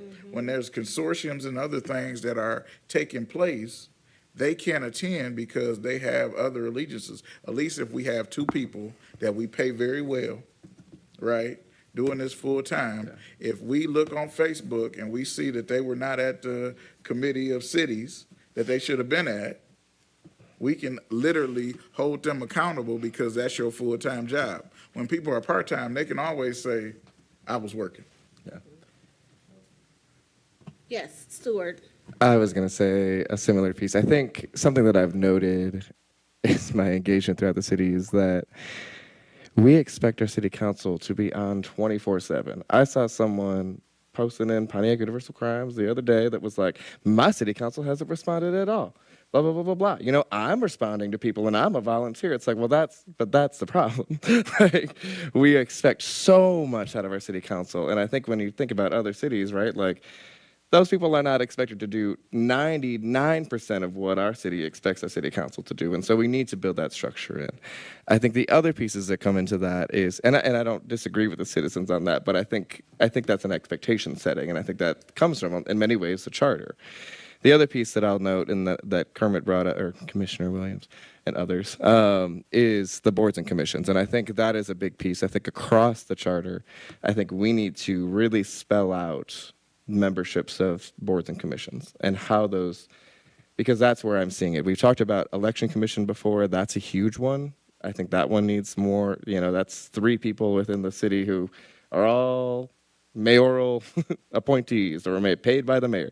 But I think we need to do that across the board, whether that's local officers commission, whether that's which has nothing. It just talks about it in one small paragraph. So I think we need to really think about that. If we were to do another big piece of that, I think is those commissions. Thank you. Okay, so I'm gonna be completely honest and transparent. Y'all bothering me because y'all moving around so much. And so what I want to do is, so we've talked about mayors, we've talked about councils. I just want to go through some of our provisions that we currently have, because some of them, like city government, so 1.101, the people of the city of Pontiac hereby provide for the establishment of the charter, right? So we don't need to change that. We don't need to change the boundaries because the city is what the city is at this point. General powers, I think that's the state law. It is. We've talked about the strong mayor form. The elective officers is also up for debate because it talks about the number of council people. And so that's one of the things. The elections, right now we have them held on Tuesday following the second Monday in November of odd years, right? So we good with that. But one of the things that we want to talk about is the Elections Commission. And so this is 2.105. The City Election Commission is composed of 1, the city clerk, the city attorney, the city treasurer. The commission has general supervision of all elections in the city and may hire assistants, inspectors, and/or other general personnel. Except as otherwise provided by this charter or ordinance, the commission shall perform all duties required for elections by law. It may subpoena witnesses, administers oath, take testimony, and require the production of evidence. To enforce the subpoenas or order for production of evidence or to impose any penalty prescribed for failure to obey a subpoena or order. The commission shall apply to the appropriate court. At meetings of the commission shall be open to public. In case of any doubt concerning election procedures, the commission shall prescribe the procedure to be followed. All right. Are we good with that? No. Okay, Commissioner Stewart. Yeah, I think the biggest piece to think about is who serves on that. I think the clerk is fine. I think that makes sense anyway. But I think the city attorney side also hinges on what we change that to. 1. City treasurer also is interesting. I don't really know why that was on there anyway. But I also think about who from council. So if we are to change structures, right, you think about an at-large or whatever it is, that at least one person needs to be on from the council. Or is there some sort of citizen representation that needs to be on there as well in a different way? That's my thought. I think this one, I would note, is one that I would also want to do some research on for what other people do. Okay. Because I think it is important to think about what that looks like. I think if I were to think about it, I think it's Detroit's that has the city president or the council president might be on it. But I think that's an important one to do some research on. Thank you. Williams? No, I agree with that. Oh, okay.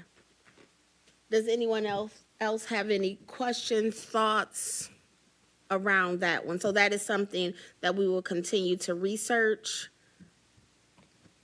Killian? Yes, just one. Like I said, I would definitely want to, again, talking to certain citizens,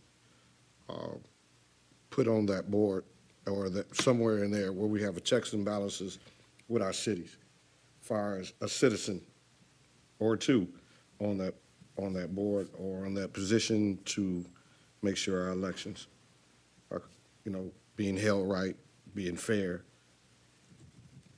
So I think we need to involve them, and I think that loop is part of the problem of our structure currently. Thank you. I was just taking some notes. Okay. Oh, Commissioner Payne? Turn your mic Looking at your Commissioner Payne. We need, sorry. Looking at your 2.105, it doesn't say whether the city clerk is appointed or elected. there's a does section it? for the clerk. It's a Oh, it's a it's in different another sec- section. Yes, Oh, wow, okay. Thank you. you're welcome. So right now, what I'm hearing is it makes sense for the city clerk. We still have questions about an attorney and the treasurer, and there seems to be, we want some citizens on that as well. Williams? Yeah, I think it makes sense to have a city attorney. I think the problem is we need to redefine what a city attorney is. And if it's affirmed, then that makes sense. You do want to have somebody legal on the Charter Commission. I think maybe removing the treasurer or adding to it a citizen or a council person. So you make it 5 instead of 3. So that way you at least have some more balance on the board. So I think that's the question, is not if the city attorney should serve, but what is a city attorney and what does that look like? Because you do want to have somebody you don't want to strip the power from the executive office as we're adding power to the council. Thank you for that clarification. That was very helpful for me. So now we are talking about the clerk and the city attorney, whatever that definition is. Maybe keeping the treasurer and adding a citizen and a council, or maybe not having a treasurer at all. We will do some research to see why the treasurer was a part of this conversation in the first place. Yeah. Well, I think the thought process probably was, in a lot of cities, you can't run for office if you owe fees. And so the city treasurer probably was able to look and see if these people owe city taxes, is probably the thought process. But they can't do that unless they in that seat? What? That the question? No, I'm saying that might have been the rationale behind having the treasurer behind. Okay. I'll make a note Oh. as well. I also believe that, I think some charters are just created from like standard templates too. And I do note that when I've looked at some standard templates of that, That's what it that's was. the kind of 3 that are normal to see. Okay. That doesn't mean that it's right for us, but it does. I think that might have just been like, oh, sure, why not? Thank you. All right, thank you for indulging me. So we're also going to be revisiting 2.106 with the electoral districts and reappointments, because we are talking about the districts for the council, but there is some other stuff in there as well. And after it talks about the districts shall be continuous, compact, and as nearly as equal population as practicable. And in no event shall the population of any district vary by more than 1%. The ordinance shall be adopted. I should make this bigger while I'm squinting. The ordinance should be adopted as soon as possible to release so this is about redistricting. But we're still talking about this because we are looking at the districts, and nothing else. Candidates for nomination, does anyone have any issue with that? Yes. Yes. Okay. Go ahead, Scott. No, go ahead, Mr. Williams. The number of signatures needs to be bumped up. And I don't know what the exact number we want to come up with, but you should have to do more than 2 blocks worth of signatures in order to run for mayor or city council in the city. So right now, the number for Is this council? Am I looking under no, this is just general. Okay, so for mayor, it is, city council shall contain 50 and no more than 100. Mayor is 250, no more than 400. So we want to increase those numbers. Commissioner Williams wants to increase. Stewart. I agree. I was thinking about even just thinking about like numbers of like a past election, like ballot referendums in that way. Like I think some research could be done here too, but that may be a way to do it. We're not just like creating a random percentage, but I don't know how these were created either because it was also amended. But I think whatever that increase is, but that might be a good way to do it. And whatever we end up doing for referendums could also be similar, or if there's some state law on it. So there is some state law. Do you know what it is? No, it's 5% for the referendums for us, but that's what's in our charter. But No, but for the state law. no, Okay, so I like the percentage of, it scares me too. The percentage of the last, the last election. I mean, maybe that's good because if it's a lot of people voting, then you have to engage more people. So that is something we are going to look at. Does anyone else have any comments about it? Right now, it says nominating petitions of a candidate for nomination of city council shall contain the signatures of at least 50 and no more than 100. For mayor, they shall contain the signatures of at least 250 and no more than 400. And maybe it could be a percentage of the population, the voting population. But we do want to change that. Does anyone else have any thoughts or questions about that one?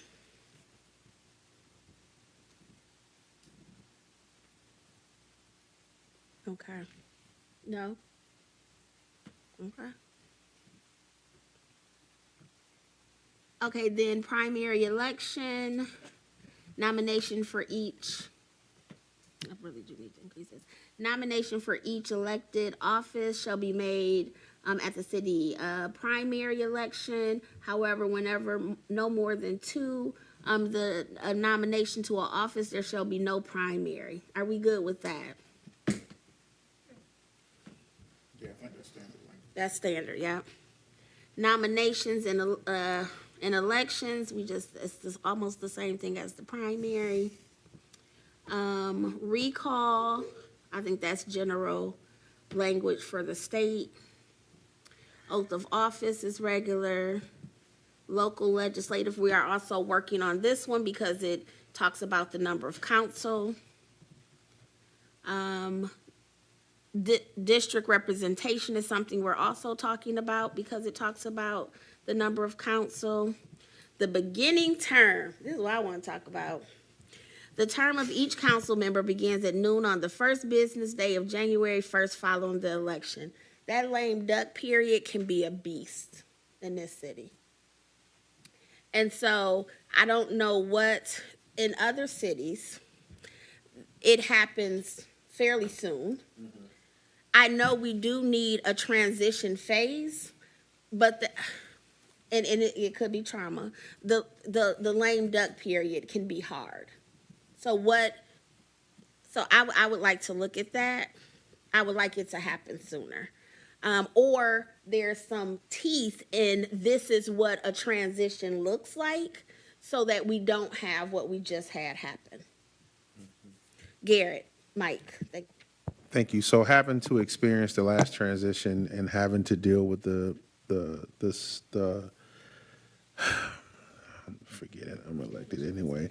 The ignorance of a person who just feels that they just don't want to give up a seat and feel like they have autonomy to do whatever they wanted to do, and not even having a transition.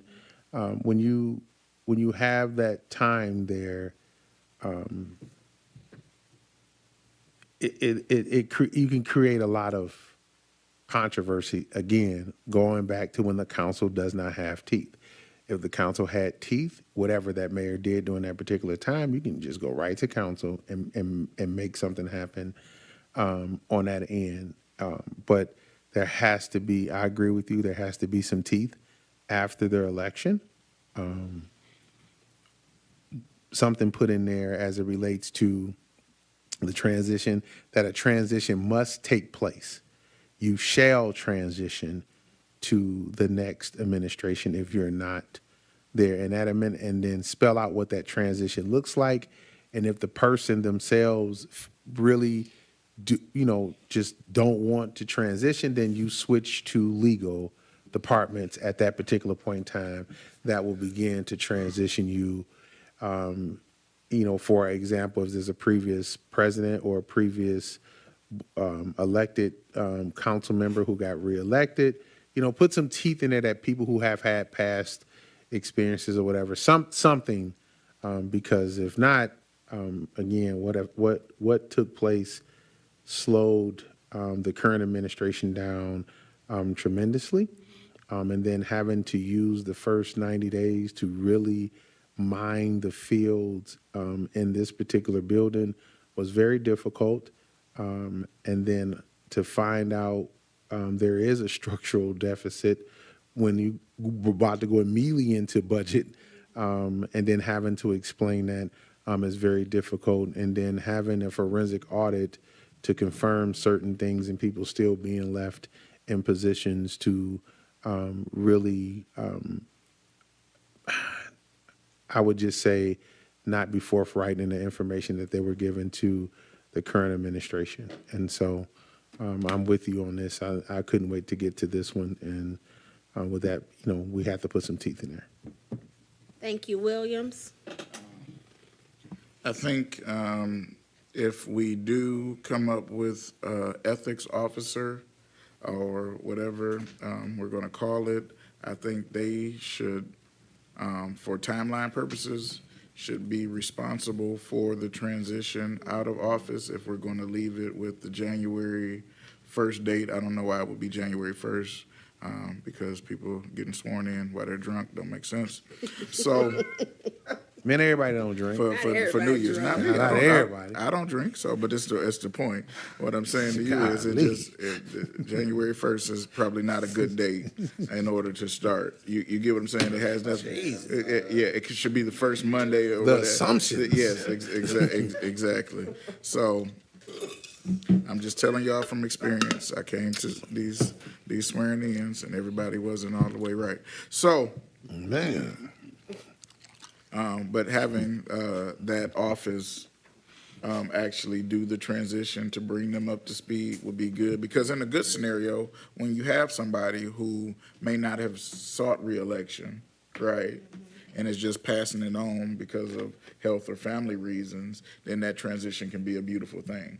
What we just experienced was not that, but what I'm saying is it could be that kind of thing. But if you have like an office to oversee that, then that would help do something. But I also think that talking about it should freeze like credit cards and other things that could be spending. So it may be in that interim part after they lose or are no longer elected, as that lame duck is happening, maybe we freeze any ordinances or whatever, so both from the council and administrating, so they can't do any executive orders between that time, and maybe the council can't pass any ordinances in that last 2 months before the incoming council is happening. So just to look at maybe that language, not necessarily looking at who's deactivating keys or whatever, but just making sure that documents are not going in U-Hauls and that kind of stuff can happen with the executive officer. So The shade. Is the light still on in here? Thank God for the LEDs. Anyone else? So is it, we don't want to move it earlier in like November? Is that what we saying? What I'm saying Hurt is- my heart. Go ahead. no, movement. We could, but I think that you do want people to kind of get moved in. People, we don't know who's going to get elected, right? So people who think they're going to win may not win, right? And so if they have to turn around, everybody is not equipped to jump up to speed. You get what I'm saying? This particular person has some government experience, but what if we ran into somebody who was running for the first time just because they didn't like the way the government was working and they ended up getting elected and they have no government experience, and they need that 2.5 months to get up to snuff. So when they take office, they're making some valuable decisions, or even trying to hire staff. So I see the pros and the cons of both. You could say, the next night, you can leave office or whatever, but I think that having that time when it does work is a benefit. I learned a lot between the time I was elected and the time I took office. I got elected, the emergency manager came in the week after we got elected, right? But I was able to transition, meet those people, and all of that stuff before I got to January. So at least I knew what I was walking into. If we had got elected on that second week in November, and the emergency manager comes that week, I didn't know where the light switch for my office was. So just, you get what I'm saying? Just not having that time can be critical. And I know y'all thinking about the mayoral period, but this does it for all the government. Yes. No, that's good. Thank you. Garrett and then Payne. So getting a chance to hear that, I do think if the experience of when the transition happens before you take office in January, it's a great way to and put in some teeth. This is Pontiac, so I'm going to be specific to Pontiac, making sure that people have transition. You can change locks. All of those things come into play. So after the New Year's Eve and New Year's Day party and the fiesta, the bowls, and all of the stuff that happens, you coming in at Monday, you're coming in ready to work and knowing what you're doing. It is very hard. It was very hard and it was very difficult. This wasn't the first administration that I've had the opportunity to work with, but in working, just seeing how each variance of leadership works. If you have something that's already in place, then you don't have to worry about them coming in with the shock factor. You don't have to worry about council coming in with the I want to paint my office. I want to, there's a lot of that going on when you come in January. It's a lot of, I got keys. I don't like this carpet. I don't like, there's very little of what the citizens want versus how comfortable I'm not to do my job in City Hall, and when can I have access, and when do I get on the mayor's calendar, and when do I have my first meeting with DPW? When do we have our first meeting? As committees. Like there's a lot of that going on. The really work doesn't really start until Black History Month. So that's just been the facts. So Thank you, Payne, and then Stewart. Thank you. I've been hanging around Kermit too long. I threw too much shade right there. I was just going to agree with the transition early, so that by January, the person is kind of updated on a lot of things and can start working, immediately, because January 1st brings on a lot of changes, because you have a lot of changes that are coming down from the state of Michigan also in regards to cities and things, and not only the state, but federal also. So I think that the transition should be early. Thank you, Stewart. I also think you could do some sort of interim period. There are some other ways that you could do some sort. I think we need to figure out what that structure can look like, but I think a good one to probably research. So this was a good one. I also noted that the one thing I forgot when we were in term of office is that we didn't really talk about splitting up the elections of council members. And I think that's a big one for us to talk about. Because right now, of course, our council completely gets gutted on the same year as the mayor, the same year as everything else, the same year as each other. I don't think that's the most effective strategy, and I think some of that, splitting it up on when different council members come in, whether that's 1, 3, and 5, or whatever it is, I think that will allow us to have a little bit more seniority or abilities to keep historical knowledge as well. Wait, what number is that?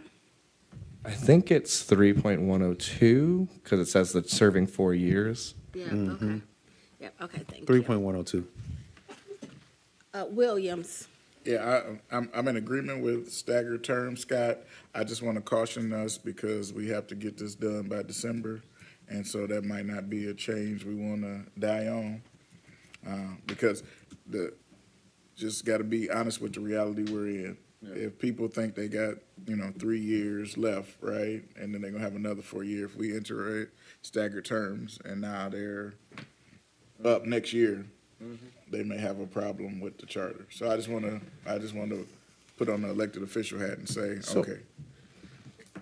Can we just say it would start at the new election, so everything would be good right now until, I don't know, what they got, 2 years left? 2025, I think it is. 2025, okay, 2 years. Yeah, there is. Sorry, I don't need to jump in. Go ahead. Garrett, Well, it was to Commissioner Williams' point, and we do need to have that conversation about what we do here and being inclusive to council, but then having a real conversation around it. So I definitely want to put my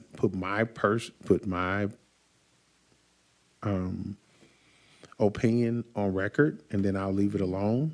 But I yield the floor because I believe what Commissioner Stewart has to say is germane to. I don't want to stop the flow of what they're saying. Thank you.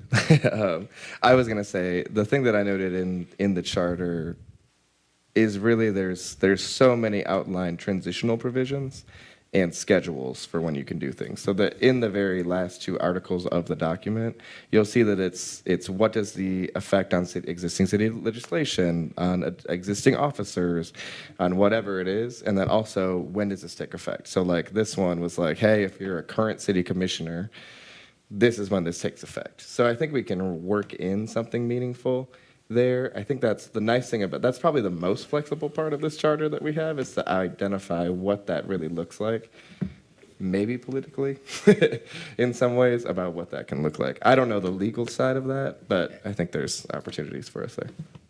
And Williams. yeah, thank you, Madam Chair. I think one of the things that we can do that may help us get this passed is creating that flexible language for things that could be flexible.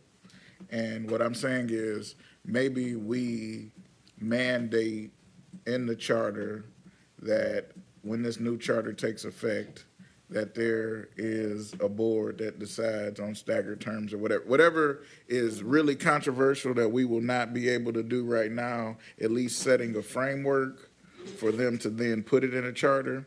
So that way it really becomes a living document because we're not going to be able to think of everything. Right? And I don't want to fight with people about one line and then the whole charter fails, right? So coming up with as many provisions as we can for things that are not necessarily, as Rick David would say, a hill to die on, right? But actually giving them a thing to reimagine it and revisit it. Because one of the things I think we need to put in this charter is that the charter needs to be revisited at least every 10 years. We need to do that so we're not going 40 years, right? This took a movement of the council to actually put this on the ballot to get it done, right? That shouldn't be an impetus because the citizens may not know that this is how you rework a charter.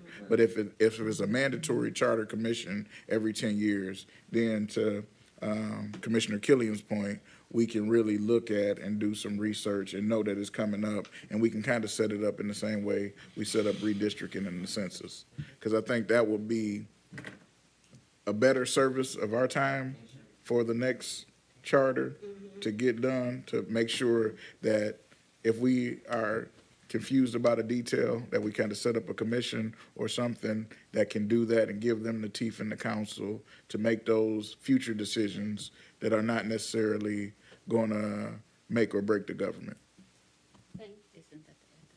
Thank you. All right. So I like that. And I guess we're going to have to try to figure out how to word it so that it can be that living document. But I think that is an amazing idea. Don't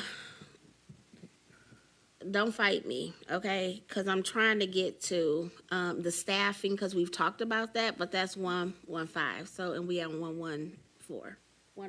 So I'm looking at you. I'm looking at you specifically, Commissioner Williams. Looking at you. Okay, so the next one is the organization. The first business of the first meeting and each new. I think that's standard. Is that standard? Yes and no. So if we're going to change the people to full-time, or we're going to change it to at-large, we need to make sure that their first meeting is not about organization. What we watched time and time again is on January 1st, especially with having 9 new people, right? The leadership that they may have picked on day one would not be the leadership that they would pick on day 201. So I don't think they had a time or a way to really know what's there. I'm glad it worked out for them this time, but just to leave that with the pressure on the council to organize in their first meeting is detrimental to good leadership, just because basically those votes are based on who has the most charisma in the room at that time to say, can I be council president? Oh, I don't want to be, oh, blah, blah, blah. But if we're going to change the way that government is, then I don't think the first meeting needs to be organizational. I think the first meeting,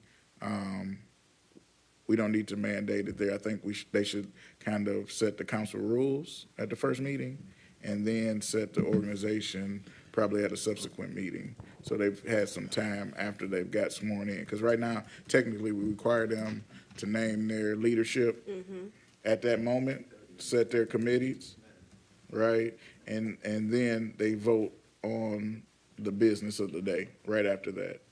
And so I think that's a disservice. But that also goes back to the 1 meeting a week type thing. Okay, so this is a question just for clarification. Is this where we put in how the president and pro tem would be selected in organization? Okay, I just want to make sure. Garrett? Okay, so I think when we don't allow that to happen, we get a little bit into the democracy piece, right? Like, of why these people got elected. So I don't want to take the organizational meeting is just that. Like, you are being elected with a body of people. Like, you know the person, you know the people you're running against, you know the people, the seats that they're running. You can't just be oblivious to the fact that, oh, I don't know Kermit Williams and he's only been in the city all his life, right? So I know him. So I know enough about if he has some organizational skills, like we know the facts about that. Like, we can't pretend that we don't. So when I get to this dais, and I know that I'm not the one at this particular point in time that can lead us, but even if I want to put that up, I think the argument or debate should be done on that floor and open, that these people choose, that the citizens understand clearly that even though you elected the body, it's this body that's choosing the leadership. And so, like you said, yeah, there may not be an option of, there is an option that anytime you feel like your leadership is not doing what it's supposed to do, you can change it. So with changing it, and you don't have to wait 4 years to do that. Now, it's not customary. It's not something that we would like to do. We think it's, it sets a precedence of being unraveled. But if you're doing some things that's detriment at the city council table and you're the president, and I feel like you're doing some things and I bring something to the board or I bring something to the council in that fashion, then it's up to the council to say that whether we're going to keep the person there or not. I respect the fact of saying that, it should be given time, but I want my leadership at the point of when you take office. Because even if you can vote on the rules, you can vote on your leader. I need, specifically if I want to do an at-large and I'm paying for a service, is that I need you to know from day one, because the mayor and the deputy mayor is starting out the gate day one. And I'm specific to Pontiac, right? So even when this charter passes, and that's why I want to have this discussion, we may not be able to do it this evening, but on how much input do we want on the current city council or members, because, yeah, we do want it to pass, but nobody's going to find it to be if the one person finds it not to be benefited, or somebody who sit out here is in the peanut gallery, and they sit up here and say, well, I have an ideal about running for council or rerunning for council, they're going to change that. That's going to affect the way that I may get elected because I put in another ideal about getting elected. They're going to try to put something out there, you know what I'm saying, to not have the charter pass. I don't want to get caught up in that. I don't want to get caught up in, I think it should be an input, but not necessarily giving them somebody's in the frame of how we do things here. Somebody's going to always have something to say. I just think I just would like for the leadership to be in place. Thank you. At the Commissioner time. Williams? Yeah, I just want to speak, point of clarity to Okay. Mr. Commissioner Garrett's point. There is no mechanism in this charter for council to remove council leadership. There is no sanction between council members. So as city council president or pro tem, there is no specific powers that they have over any other council person. So we've done votes of no confidence. We've done censoring council people, but they don't have any teeth. So the only thing that is currently useful for council presidents to use is they could technically take a council person off of subcommittees, right, if they wanted to go that step. But there is nothing that speaks to bad behavior by a council person or the leadership thereof in order for that to be removed. And so I just want to flag that in this portion because when they elect leadership, they don't have the ability to take leadership out in the way that other entities do. So in the new charter, if that's where we want to go, there needs to be some mechanisms or some teeth in order to actually accomplish that goal. What I'm saying is they don't have the ability to say, I'm voting out the council president. That's just not going to happen. So, But how do you not have that if you govern yourselves by Robert Rules of Order? what I'm saying to you is the charter defaults to Robert's Rules of Order. Correct. When there's nothing to speak to it. The problem is the Robert's Rules of Order is not a legal document. So it's best practices, but it's not germane because all of the people get elected at the same time. Mm-hmm. That is their power. So we had council people that may have been rogue that I had letters from their constituents and other things. Mm-hmm. Would you please do something to this person, right? Mm-hmm. I can send them an email. I could, talk to them, right? Mm-hmm. I could censor them on the floor. But because we were all elected as a body, there was nothing to be done other than what was allowed in provisions of the charter. So when the charter doesn't speak to it, when you go to a judge, they're going to pick up the charter. They're not going to pick up Robert's Rules of Order and say this is parliamentary procedure because the office that these people are running for as president or pro tem is at that organizational meeting. There's nothing in the charter that speaks to reorganization. So there is no function for that. So even if you remove somebody from let's say Chairwoman Ramsey is not running the meeting that right way, we could move that as we could remove her from one meeting by Robert's Rules of Order, but that doesn't remove her from being the chairperson of the Charter Commission. But if that's where legal comes into place. So I do think we need to have teeth, but I do believe that because of Robert Rules of Order, if we're going to go refer back to that,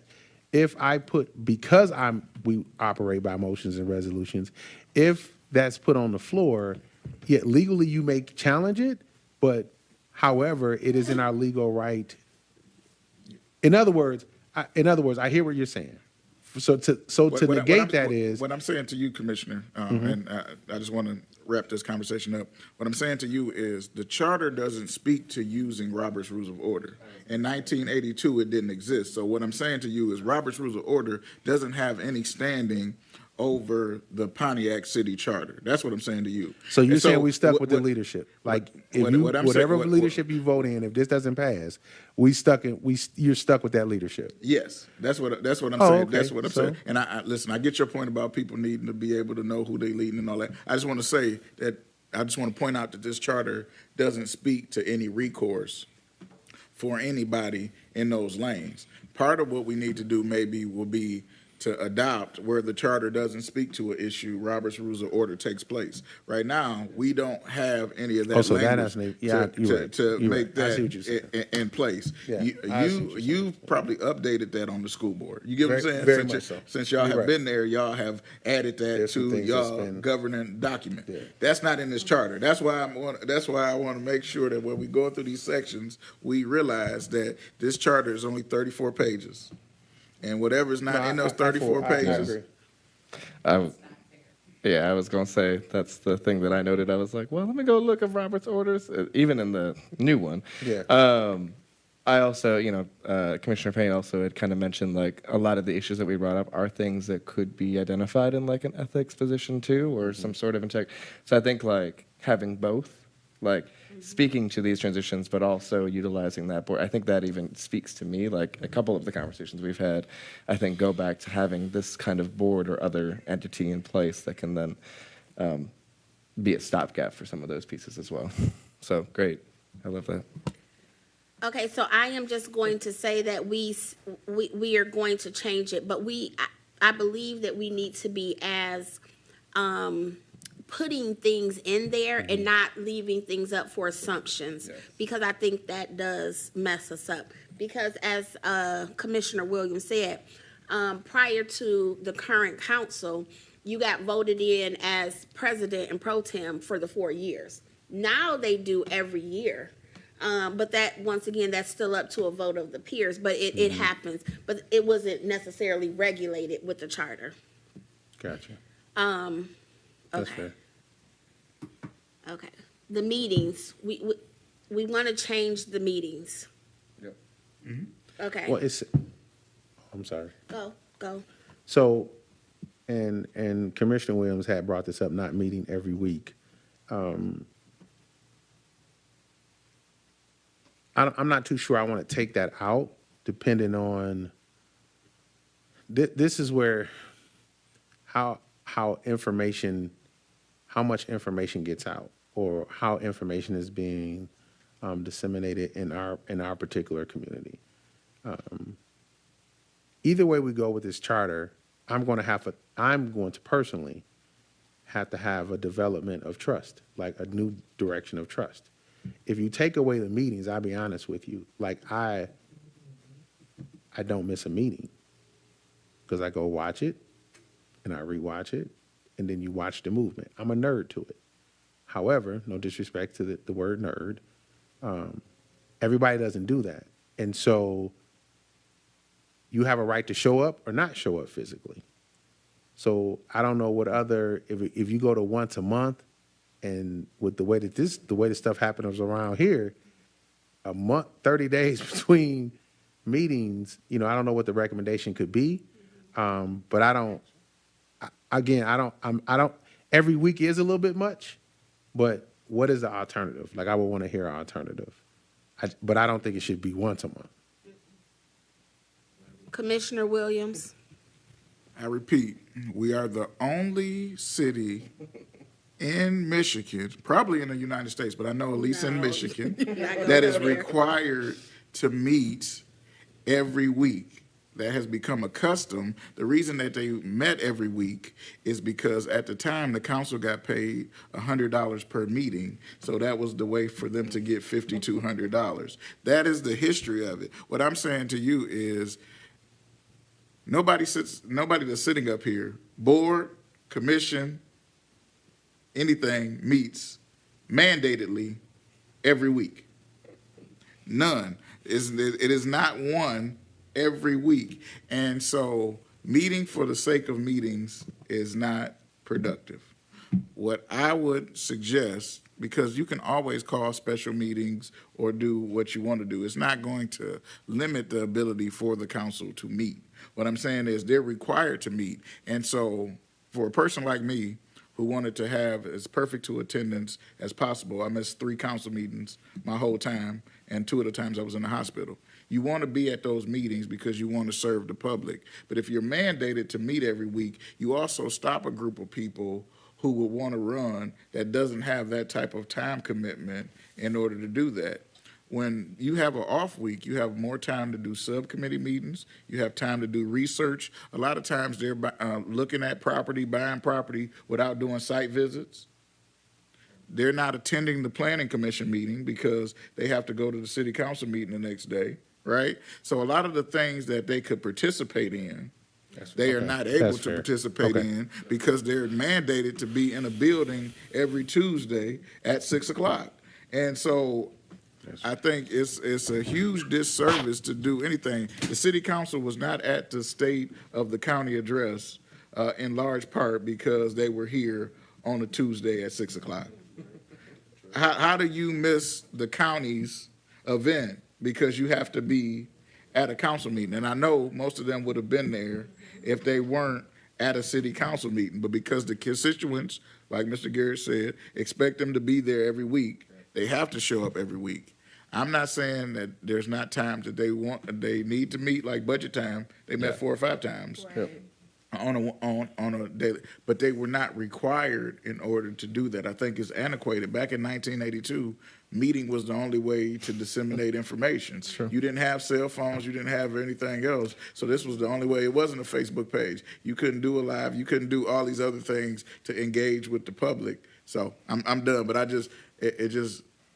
if we don't change anything else in the charter, this is something else that needs to be changed. Well, we're going to be changing a lot. No. Passionate. Payne and then Stewart. Thank you. I agree with the, I had put on here actually every other week. Yeah. And the reason that I also watch the meetings and don't really come, because I can do many other things while I'm actually watching that meeting. But what I've seen in the past years is that most of the time nothing gets resolved in that 1 week. Yes. It gets resolved either that second week or that third week. And that's why I put every other week, because it gives them time also to work on things that need to come forth, and not only that, to read and to know what they're voting for or what's in the documents. And it gives the person who's preparing the document time. So I think that really, that every week, that was the one thing that I was really, really adamant about, is meeting every week. It can burn a person out. Yep. Yeah. Thank you, Stewart. And I think we've seen where it's been detrimental to processes already, right? Like, I mean, I know in this council there have been challenges because, okay, here we go again and again. There's things just popping back up. Some of that is their own rules, but I think that's a detriment that we're seeing there. I agree with something like a biweekly. I also think, Kermit, you said this is. Yeah, this isn't the only communication tool anymore. We got to stop thinking that we are very engaged citizens. There are not as many people watching these city council meetings for all their news as we think, and there are a lot. But there are also not a lot. Yeah, there's not as many as we think. Go ahead. Yeah. I'm sorry, Madam Chair, if I may. So, Go ahead. okay, so just analyzing the viewership of city council meetings. They're not a lot, and they average between 25 to 30 people, depending on the hour. And then once it gets past 8:30, it drops down considerably to half. And this is very consistent. So out of 59,000 people, the information in which that they think they're using Facebook to get the information out, they're not. And it's actually being shown that they don't do a good job with really, there's technical issues. There's, they don't share it up. They don't really do what's needed to the algorithm of Facebook to continuously to have people to view in and chime in. So with that being said, like, you're right, every week, mandatory, and I understand what you're saying, and I get it, because when you're mandatory to do something, then that's a different kind of thing. I like the ability to call a special meeting or a committee meeting as needed, but yet still have those two leaders consistently involved in the day-to-day that people can contact, so solves that issue for me. Thank you. So it's looking like we're talking about, twice a month. But we will have something to talk about, next week with that. I have, 3.106, 107, 108, and 109 are standard language, just about public access, quorum, voting, and council action.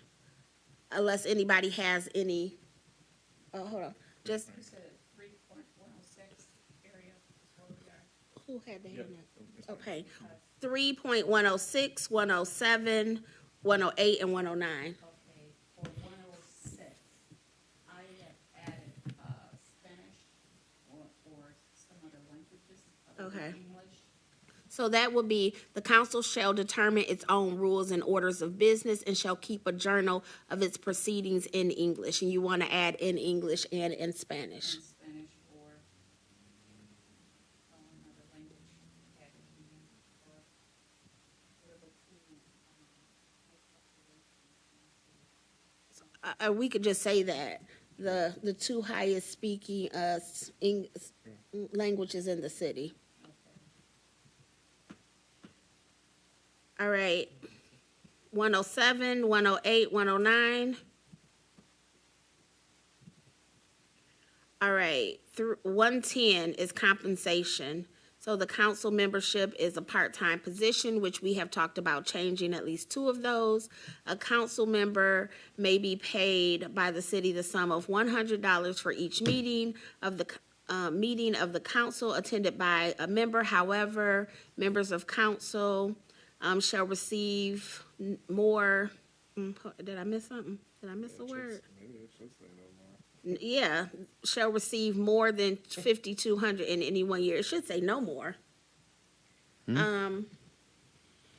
They receive $100 per meeting, but no more than 52, because that would be $100. But that's even different than what y'all currently get. I mean, they currently get. So the compensation committee, state law supersedes what's in the charter. Okay. So that language has not been updated, but that was what they had us on. So when I started as city council person, we were getting $5,200. Then they took that away from us with the emergency manager for 2 years.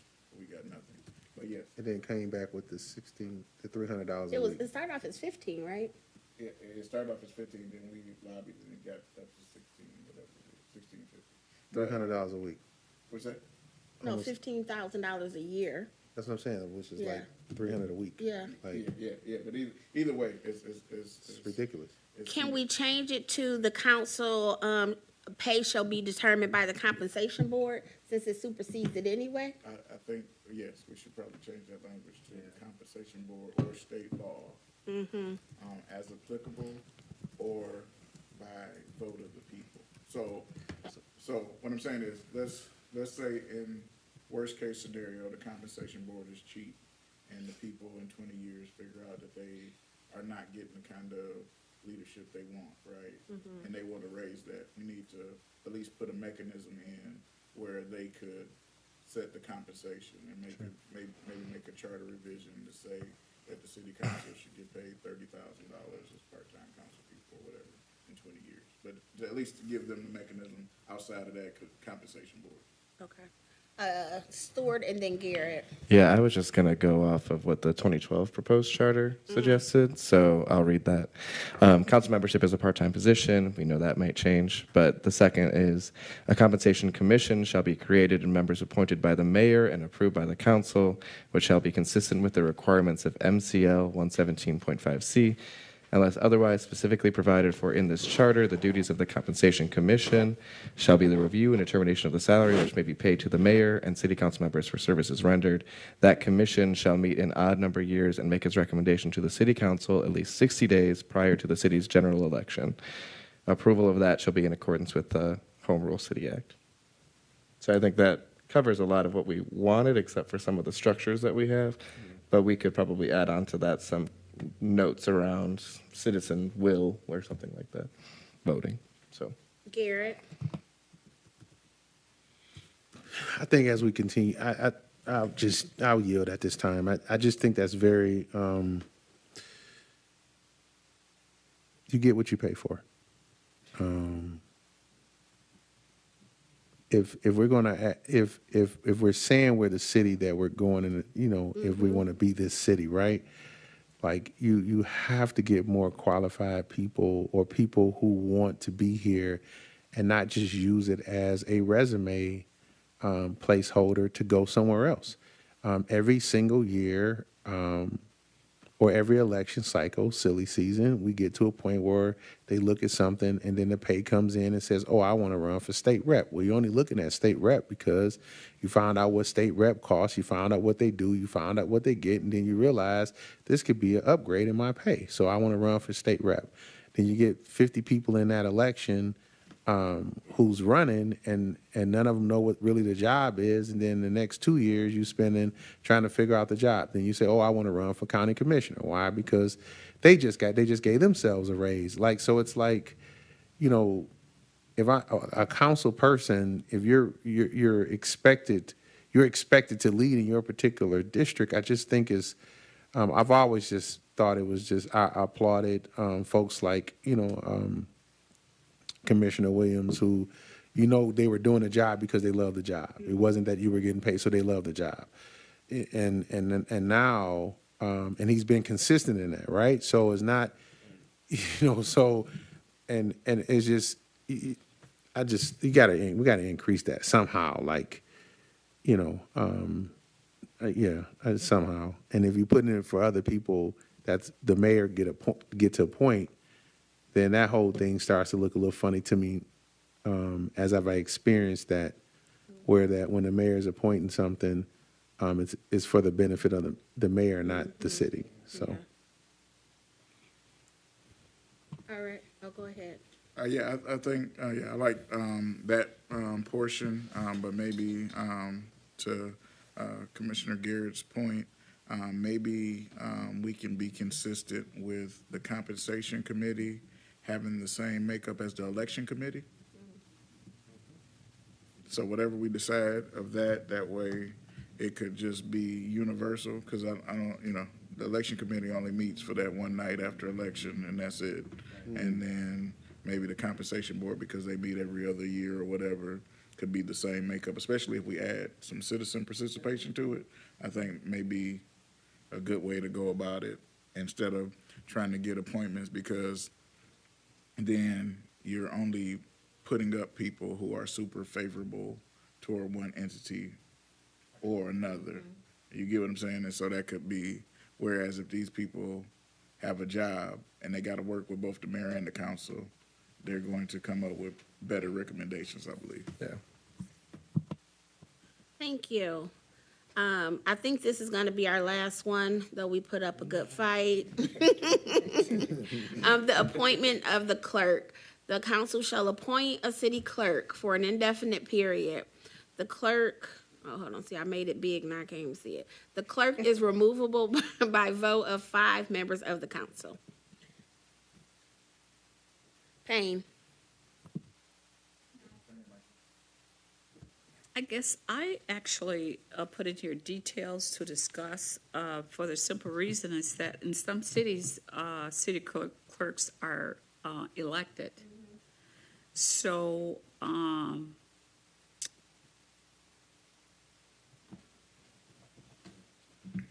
Would that be your recommendation? well,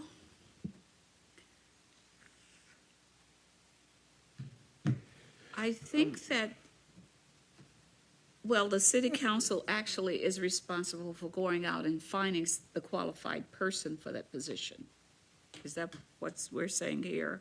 No, And what it's saying is the council shall appoint a clerk for an Right, so- indefinite so period. it's It doesn't very- say whose responsibility it is to find that clerk. Now, it may have happened a certain way, But this doesn't say the council has to do it. And that's why I say details and discussion, is because it really isn't giving you Right. any direction as to where to go with this. But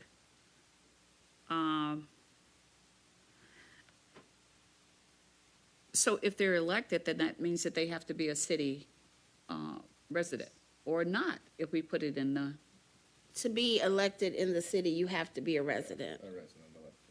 okay. So the one person that left here she was city clerk, but then, she was appointed. Oh, She was appointed, yep. Okay, are you finished? Yes. Okay, Williams, and then Garrett.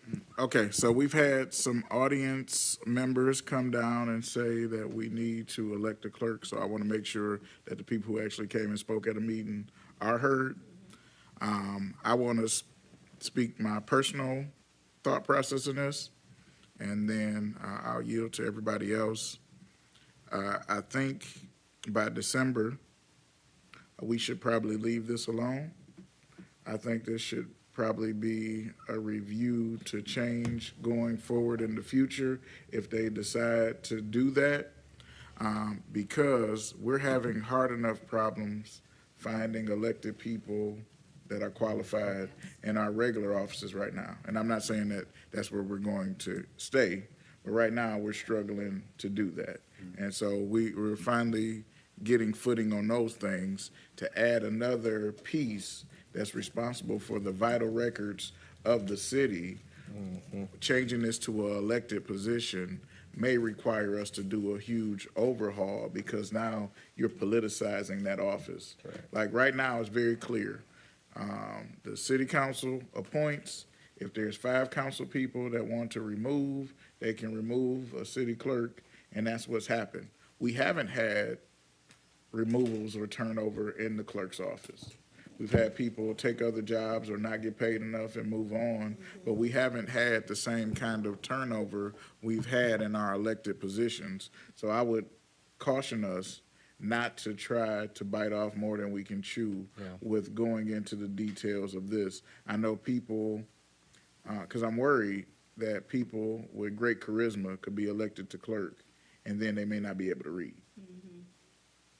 And then where does that put the city going forward? Because they're responsible for all of the record keeping. If the city gets sued, the clerk's office is responsible for those documents and those other things. That if we had a city where we were having high voting percentages and a high educated electorate, I would say, okay, that makes sense. And maybe we'll get there at a point.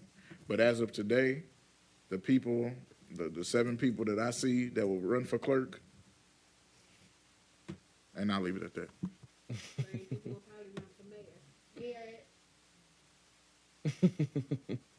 It's shade too deep for me. I pass. I'm good. I consider I'm good. I do agree that what just been stated. It's not something I want to tackle with something that's so fast with December. Thank you, Stuart. Yeah, I do agree with that. I think that is a larger discussion that I have seen it be. This is where I am for a city manager usually type of government. City clerk, I'm like, I don't know why people elect this sometimes, because I have seen, we've seen it across our neighboring cities, right, where a city clerk that's elected has so much political power in how people get access to the ballot in many ways, right? You want that person to be as qualified as possible. And that makes me, I think, anxious and nervous around what that looks like elected. Now, this is a very small section and not a lot of wording for what a clerk should have or qualifications or whatever. I have not seen that anywhere. I've seen duties of a clerk, but I don't see that specific piece. And so I do think that codifying some of those pieces will help us in the future, making sure that we have the right people in that office. And maybe there's something we can do with the period as well. I don't know. An indefinite period is kind of wonky, but 5 people, you can get a quorum pretty good there. But maybe that's something we could explore. I don't know. Maybe it's a I wouldn't say the same term as 4 years as city council, it just moves over, but maybe there's something we can do with that one. Thank you. I am also going to acknowledge that people do want to elect a clerk, and I think once again it people feel like they have more power. But I also agree with the time frame, and that is something that I would say we should hold off on. So it looks like that's going to be a consensus, but we will see when we take vote on it. Commissioner Payne. I just have a question in regards, doing this reading somewhere, and I was trying to find where it was that having a junior, we have to develop our residents. And I think that having programs for junior counsel, junior clerk, junior, all of these positions can be developed through our universities. And we have them go to different classes or different trainings and things to get them engaged. And I think that once we do that, because we have to find a way to build up the leadership within the city. And that's the only way that I could think to do it. Commissioner Williams. Yeah, just to Ms. Payne's point, our current charter speaks to a youth commission. I think that if you look at the names that are currently on the city's website from the youth commission, we've had some of those people run for mayor currently, so you know they're no longer a youth.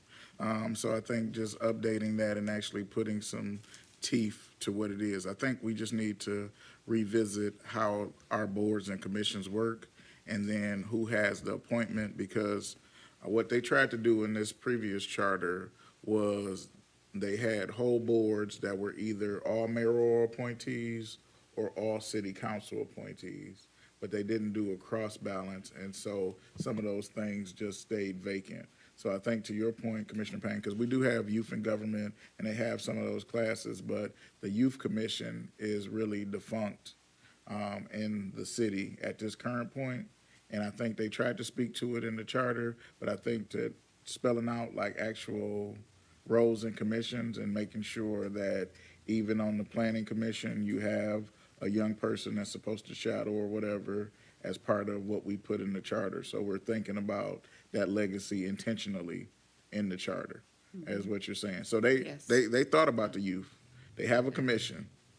The names are people who are at least 40 plus now that are still on that list. So just want to put that out there.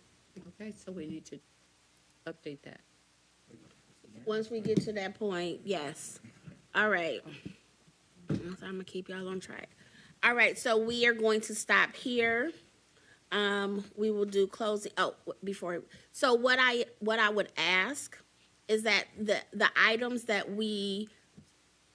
are not. This is the regular language. We're going to keep that the same. So the strong mayor plan, elected officers, the council. I would like for us next week, because we are meeting next week, to be able to talk about what we think that should be, hopefully get a consensus and vote on those items so we can get this moving. So I will make sure to have those listed out, and I will send it to the clerk so that each one of you can get it, and it'll just be the provision number and title, so you can look it over and come with your opinion and recommendation next week. Next week, we also need to, because I don't think we set a date for the training. We did not. Okay. But we could not set a date because we were waiting on Ms. Phillips and Sugarloaf. We couldn't set a date for the training because she had to be ready. That's what happened. Right. Okay, so then we need to follow up with Sugar Law. And then next week also try to get a date for the training to happen. That will be in early August. Closing comments, Garrett. I think this was a great meeting. Thank you, Madam Chair, and to the rest of the commissioners. for your input. Left me with something to research and think about. I'm glad to have these open conversations. I encourage those who have tuned in, but then also those who have not to really get involved. But if not, I'm sure we're capable of making a decision and coming up with a charter that I believe that will move the city forward. So thank you for having me, and I appreciate these closing comments. Have a good night. Thank you, Ibarra. Ybarra. Thank you, Madam Chair. So, yes, wholeheartedly agree with Commissioner Garrett. Splendid meeting, full of conversation and details. I would just say that we will be promoting our survey soon. Now, for those residents who are watching, the survey isn't necessarily open-ended questions. They're more of questions that are established that we are discussing in these meetings.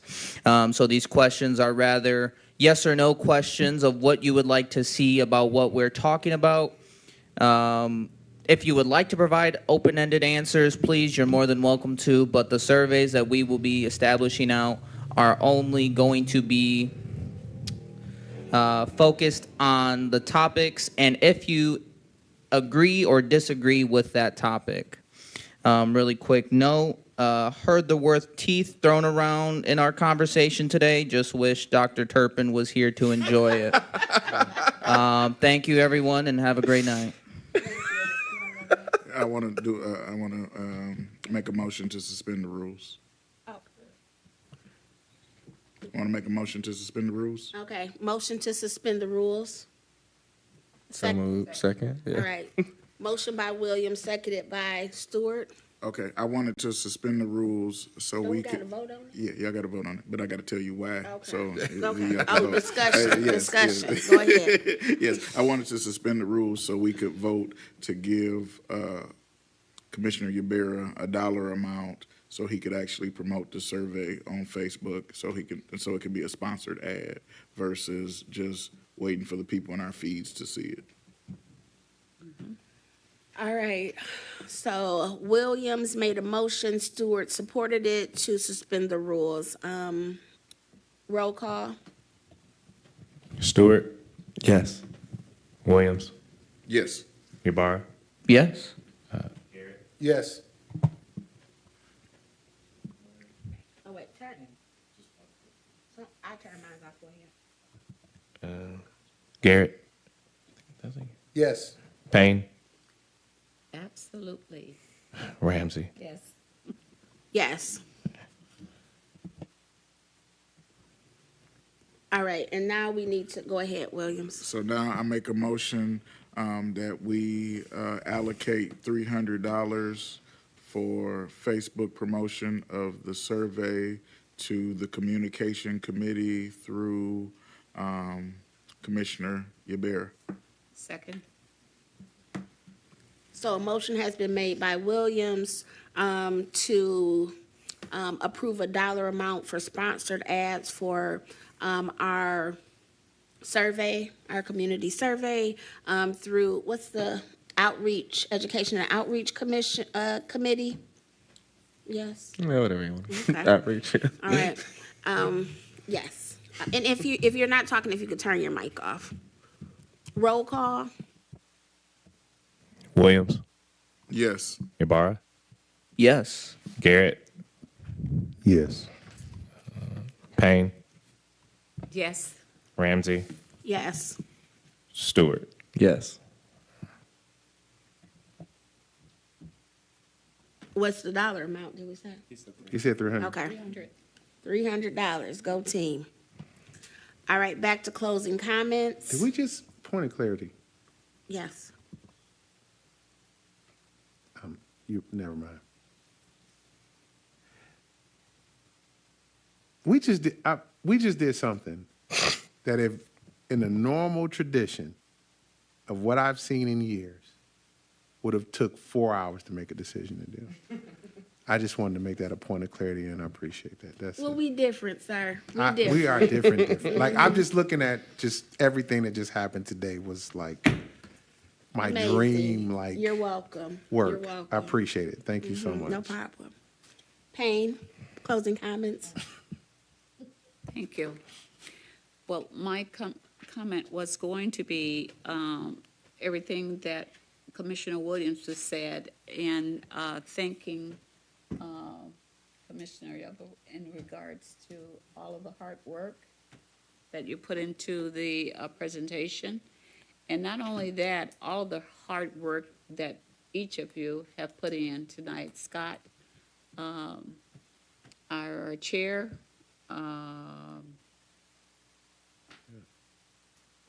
Ramsey, and Williams, and also Garrett. Thank you. So thank you all for all of your hard work.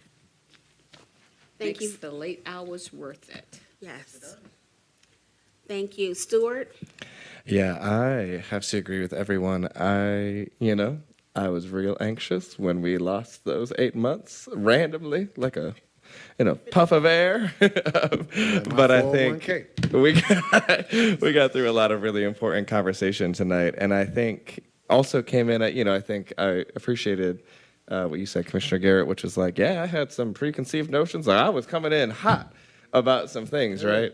And then change your mind, because that's what this is for, right? And I think we have the right people in these seats to make some really meaningful change, and we have the right people in these seats to do it in a short period of time and do it well and get this passed for our citizens. And so I'm excited for that. I think this is the right group, and I'm excited for that. So, and to engage in the community when we can.